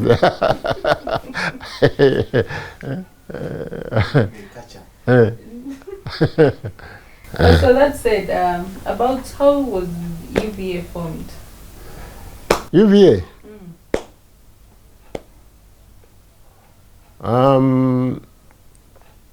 Like I told you, we formed a club. And right from the time we formed the club, the purpose of that club was to create, one, a UVA, an association. Two, formulate a national team. So we had to go from our club, collect other clubs, all right, form an association. And then move from the association, try to develop a national team. And along the way, we thought of introducing competitions here and there that will make sure that we have activities. So, one club, and we had institutions. Now the institutions, the clubs that were around were police and prisons. And then we had the embassies, foreign embassies. We had the Russian embassy. The American embassy tried to play for some time, but they were quarreling with the Russians. So we had either to have one.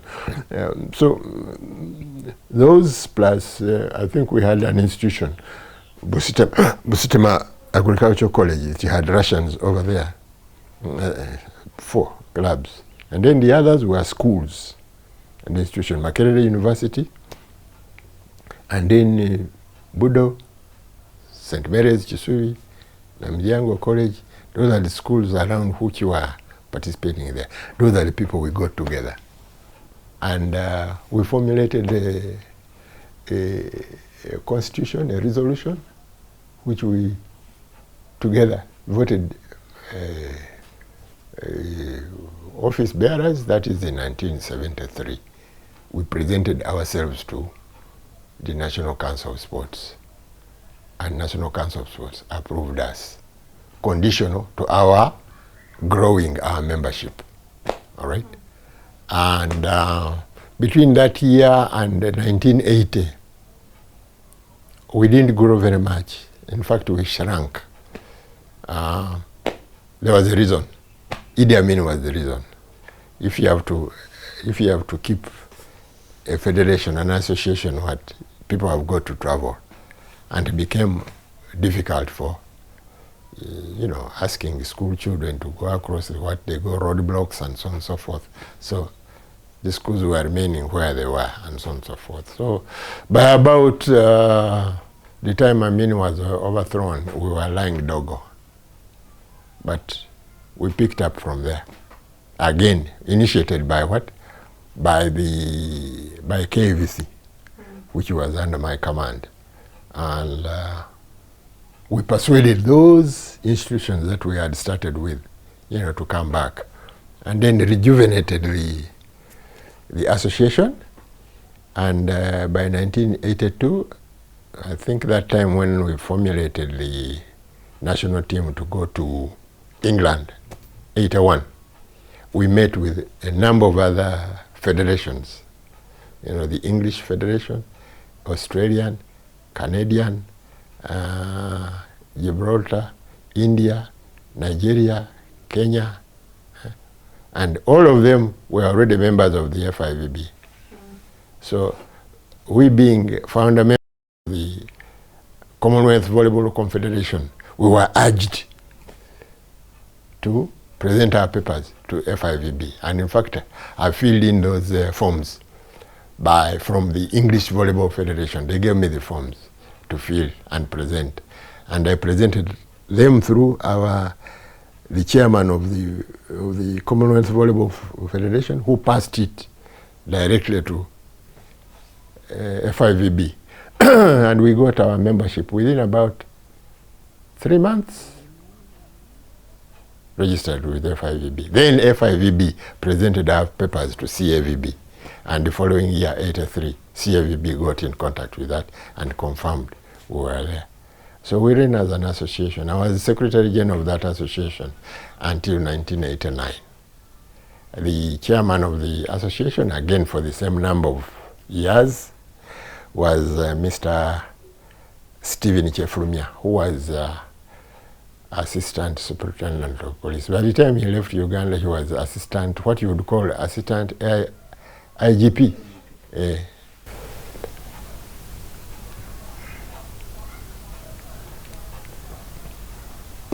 That's it. Mm. Lastly, how would you like to be remembered in Ugandan volleyball circles? Me? Mm. Just play the game and I'm happy. Just play the game and I'm happy. Just like you see, every time you people use computers, I'm happy. Even when I go to where I'm going, after her, not before her. When I go there, just play the game. And that's okay with me. When anybody who plays around with the game, you know, I like to play the game, but I don't want anybody who plays around with the game. He's in trouble with me. And that's all. Because like, it is like, I was born way back in 1946. That lady there is responsible for that. And I grew up, I went to school. I have 3 children, a wife and 3 children, right? Now, I've educated them through school. They all have jobs. I have my house, I have my other assets. Now you tell me, how do you want to be remembered in what? After you leave here? No, in as long as my children are getting on in life. Anybody who has, that is okay with me. I'm incidental. I'm incidental to that. I'm happy that I initiated some of these, and when I have energy, you know, there are times when my people at Nemo tend to go down, low down. I leave them, they have their coach, Ndaula, or whoever it is, but they are going down. And they said, why are we going down? So I got in there, and when I go back in there, the coach is being coached at the end of the day. Let's say, I coach in Ndaula, but he's the coach of the team. I coach Okapis, but he's the coach of the team. And then at the end, okay, you go ahead with the team. So Ndaula goes with the team, he wins accolades. Very good. At the end of the day. Okapis goes over there, number 6 in Africa. That's all right in there. In a team, you come and say, Okapis 6th best coach in Africa, and sort of, I think I have something to do with that one. That is all with me. I'm a very private person when these things, but I like to do things. I like to do things, and I like to achieve results. But at the end of the day, taking credit, being remembered. Mm-hmm. Who are your top 3 coaches from Uganda? Top 3 coaches from Uganda.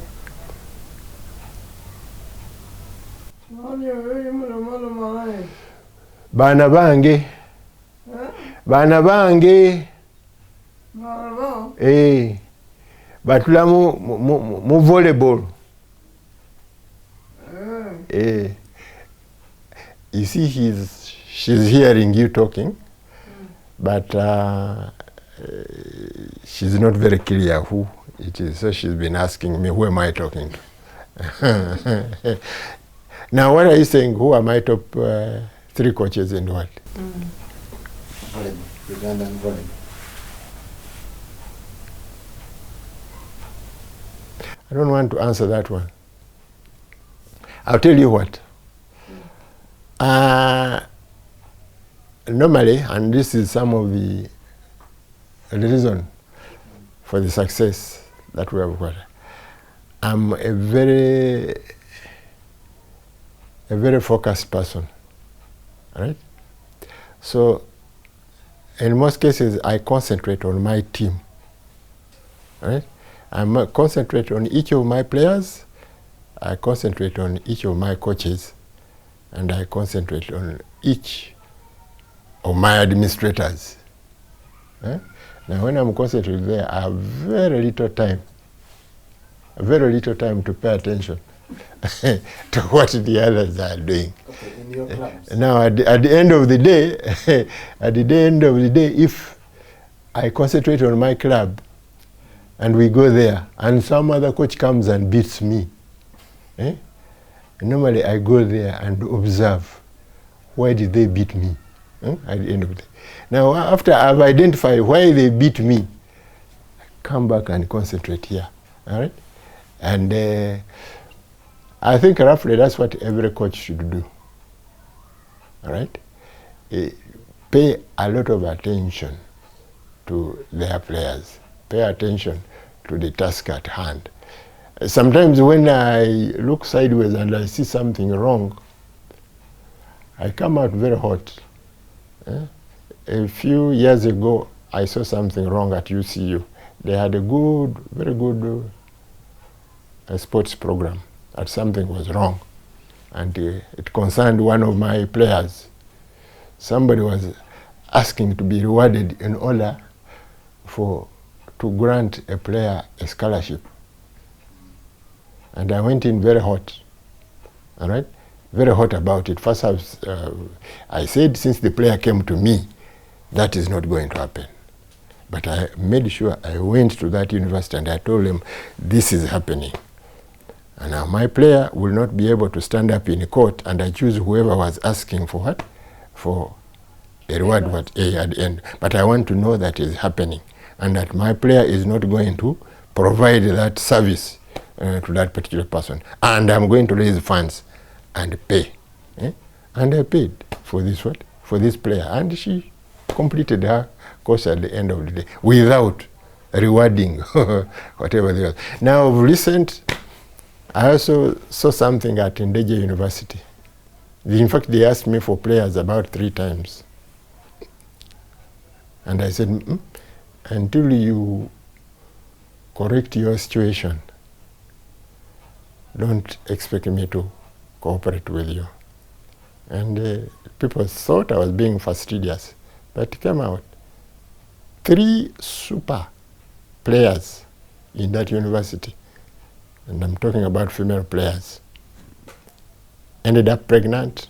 Some of them are now wives into those areas. So I saw some good coaches there, but I saw some very bad acts. I've identified the same. Some now we have Mpumba. I have some good coaches across there. But there is this management. When I was being trained as a coach, there are basic things that you are told, not just as a coach, as a civil servant, as a systems analyst in my work. There are basics that you must observe, limitations that you must set, and so on and so forth. So there are people who on the surface are good coaches, but they lack some of these other things. So don't ask me to classify them. When it comes to my club, I ensure that those things don't what? Exist, that the environment is created so that the team can progress. They may not progress to be the best, but they will progress. And if, that's why you see some people have issues with us. We have a basic norm, a rule at Nemo. We say, you don't cross the road. Do you know what that means? We used to train at East Kololo SS. I know, at Kololo SS. We had this bypass. It is called what? It used to be called Rugogo bypass. Now it has got another name. Now, that Rugogo bypass just got one route, goes to Kira. Another route goes to what? To Game. Now, these cars go like this, and these ones go like this. It is the same road. And then there is a divide in the middle. Now, if you are going towards Game, don't cross the road and get into the other lane of the people going to what? To Kira. And I'm referring to clubs that have got men and women. At Nemo, we say we are not training fathers and sisters, right? At the end of it. But the rule is that if you're a girl and you come to Nemo, don't pick a boy from what? Nemo. If you're a boy and you're at Nemo, don't pick a girl from him.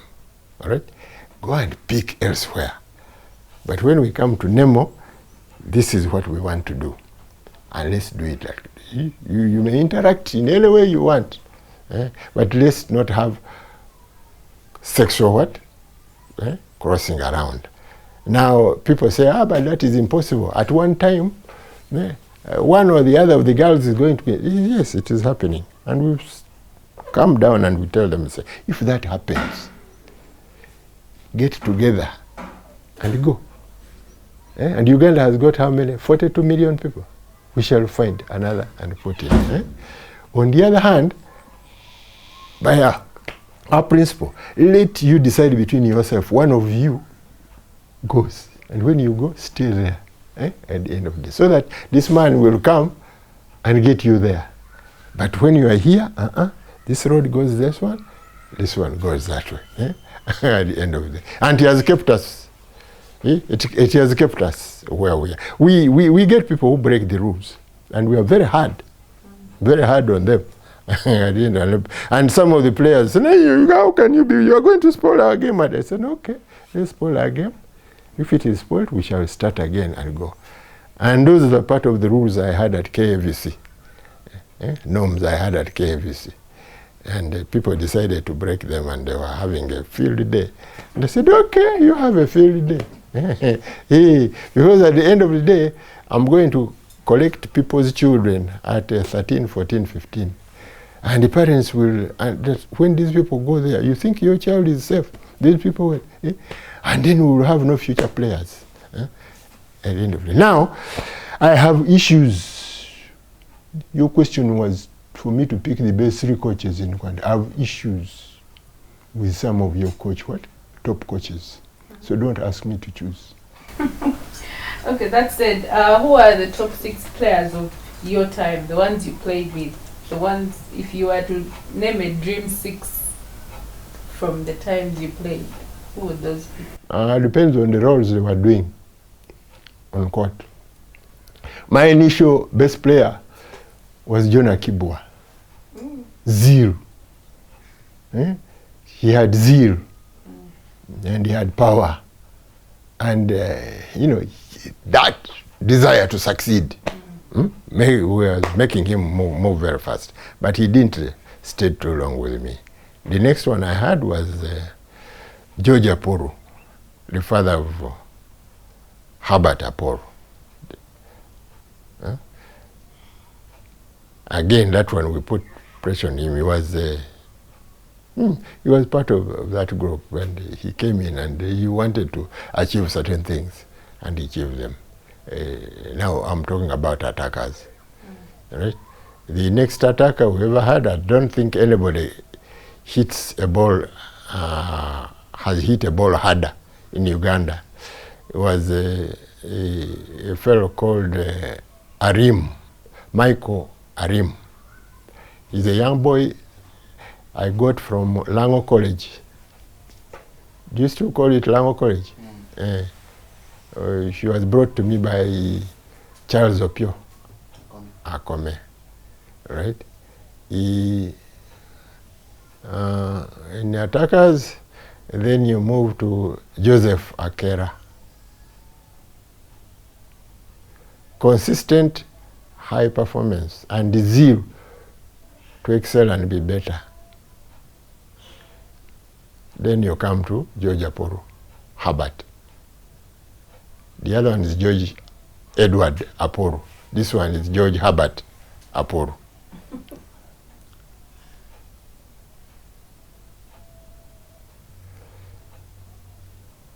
Setters, my initial very innovative setter was Hakim Sembuya.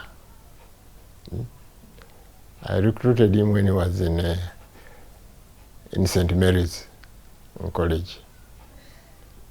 And he came to university and then to KVC, Hakim Sembuya. And he and I coached Tito Toma. And he's been the best setter so far in Uganda.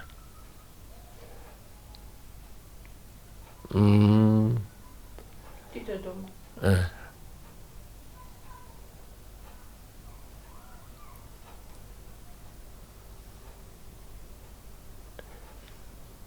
Those are the two. I've not seen I've not seen setters who match the who match their quality. Now who else? What else do you want me to tell you? Middle. Middle. I've not paid much attention to middle, but my best middle player ever doesn't play middle. Georgia Paul. Herbert. He's the best middle player we have in Uganda, but he doesn't play middle. When we get more powerful out attackers and he's still playing, then maybe he'll go there. And the day you find that there are better attackers outside and you turn him to middle, Uganda will move a step far. But the man is growing old now.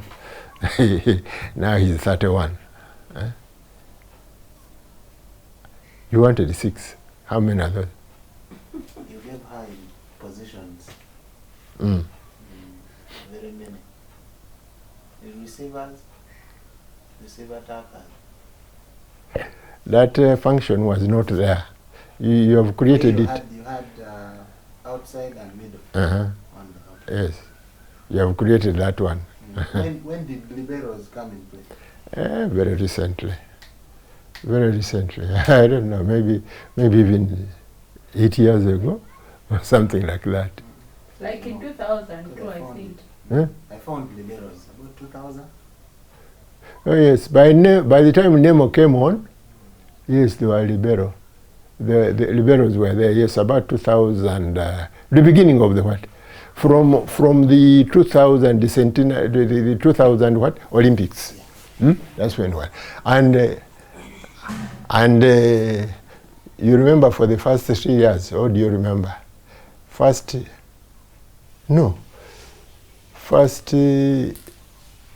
7 years, Nemo played without a libero. We didn't need a libero. Everybody was a libero. At the end of the so I'm not going to what? I'm not going to classify those. Actually, you've had only 2 non-liberos. Now you have a line. Yes. Your first libero was this other guy. The boy, what is he called? Opeto. Yes.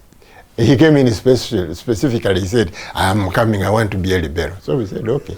Came from our own league. We said it would be. We tried to make some people liberos, but there was no use making it. And up to now, that's why I told Elonyo when he came, don't come here and tell me you have a label says libero. Come here as a player, and then we will assign you the what? The role of a libero. At the end of the day. Your next question. Who are the top 6 players now? Now? Again, don't ask me. Okay. Don't ask me. Don't ask me because I told who? Ndaula before,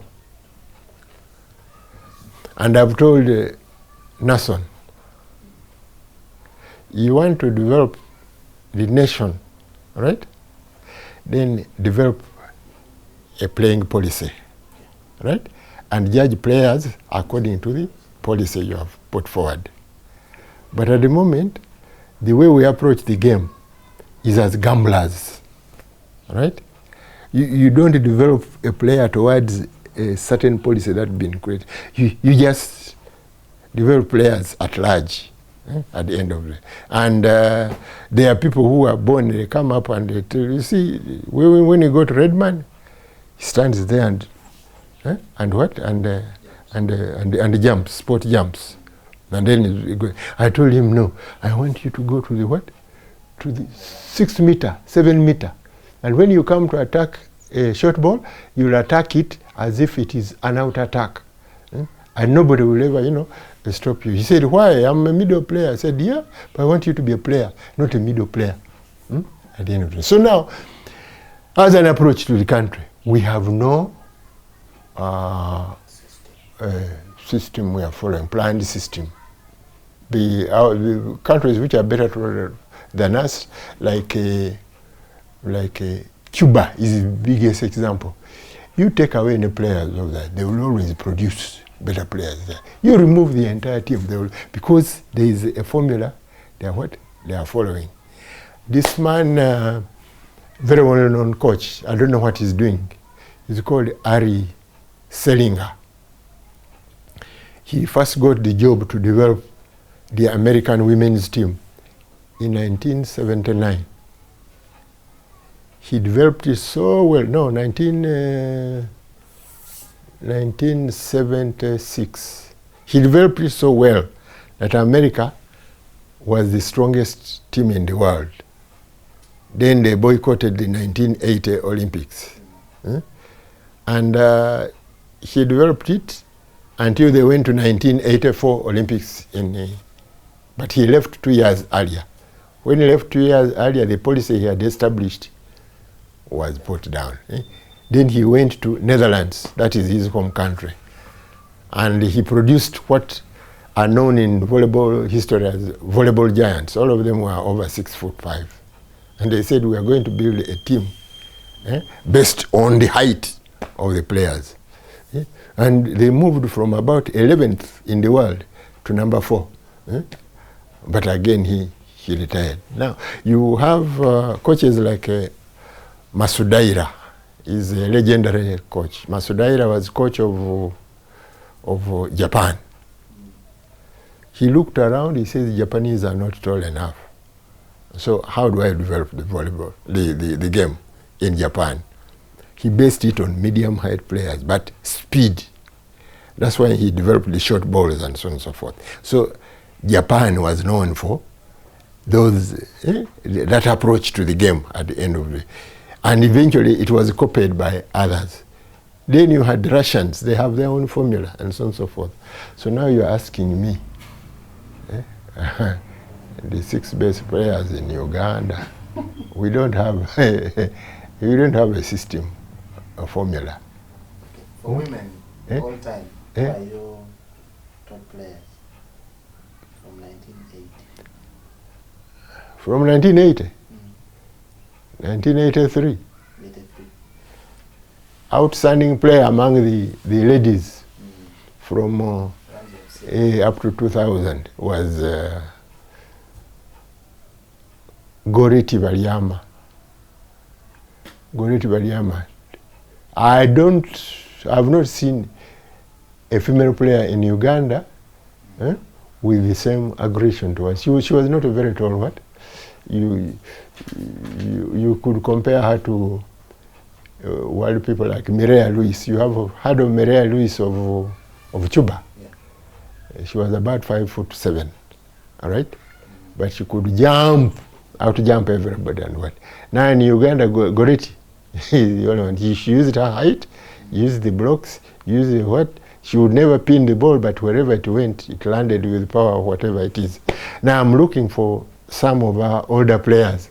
I mean, our new players, younger players, with somebody with that sort of what? Approach. Setters, among the girls, we have not had an outstanding setter. I observed this girl and she was coming out way from the time she was in that primary school, whatever it is, and I thought she was going to make a fantastic. And at the time she was setting, the girls' team, started moving out. Kaidu. And then the boys happened. and the boy that happened to her was her own administrative what? And so I was very concerned. I raised the issue and the man stood up and said, well, I think your gray hair has spoiled your brains. Don't talk about it.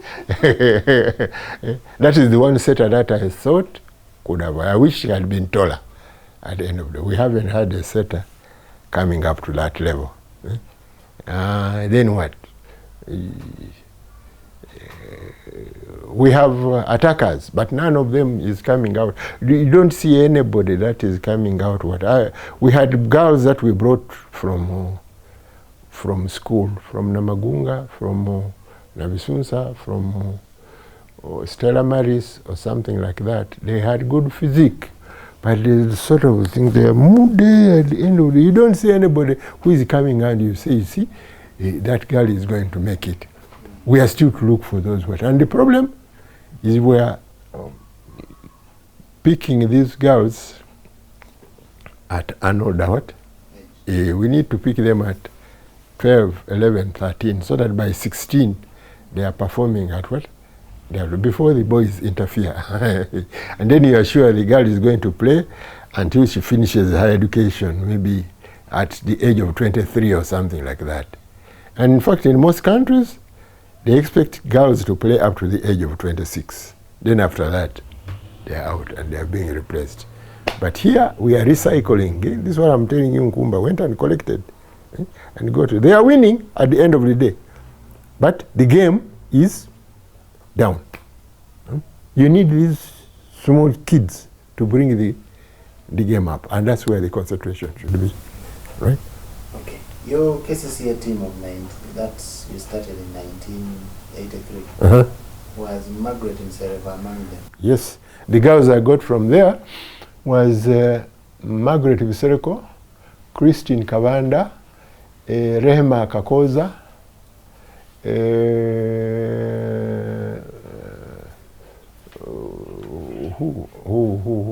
Dora Chintu, Betty Nsereko, there were 6. I forget. Mire Kamoga. Mire Kamoga is administrator in netball. There was, but I think there were 7. There was another Visereko, younger Visereko. Then later they were joined by Mayor, the older mayor. What is her name? What is her name? That mayor. Then others. Those were the original. About 8. Your originals at Nemostars, men and women. You still remember them? The originals? The people started with maybe in the first week or the first month. Yes. The very first one among the girls was Betty Lake. She's now Betty who?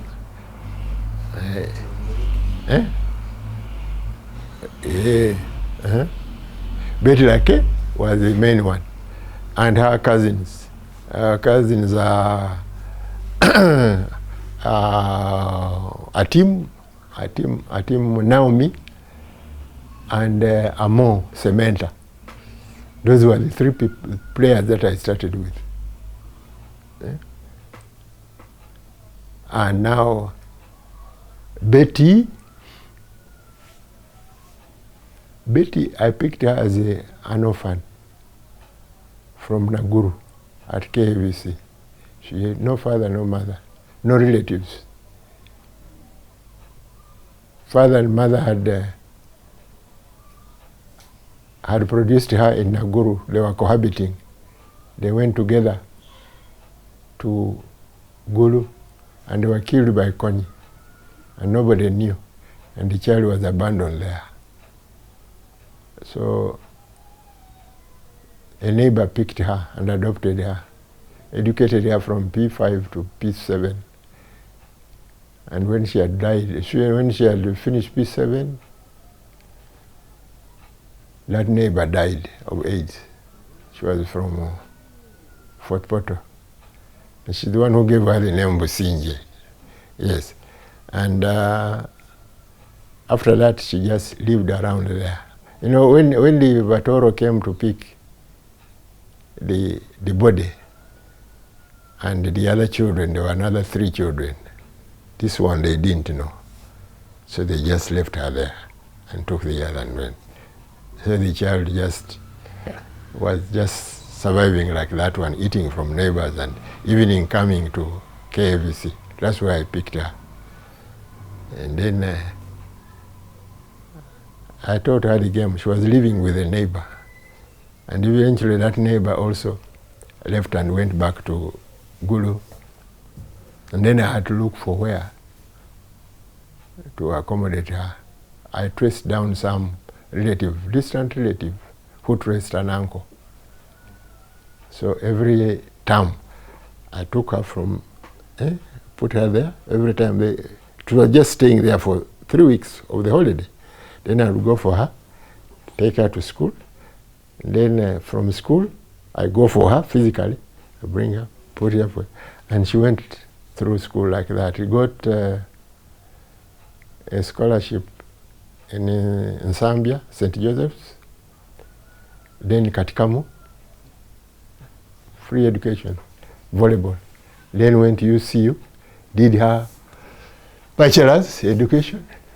They called her back again on a scholarship. She did her master's. And then the boy arrived. Now she's doing her PhD.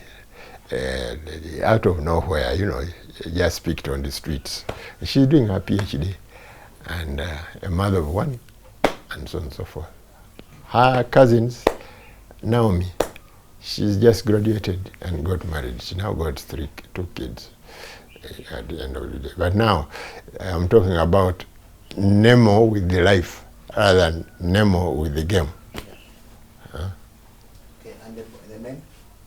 Men, the very first person at Nemo was Andrew Ojala.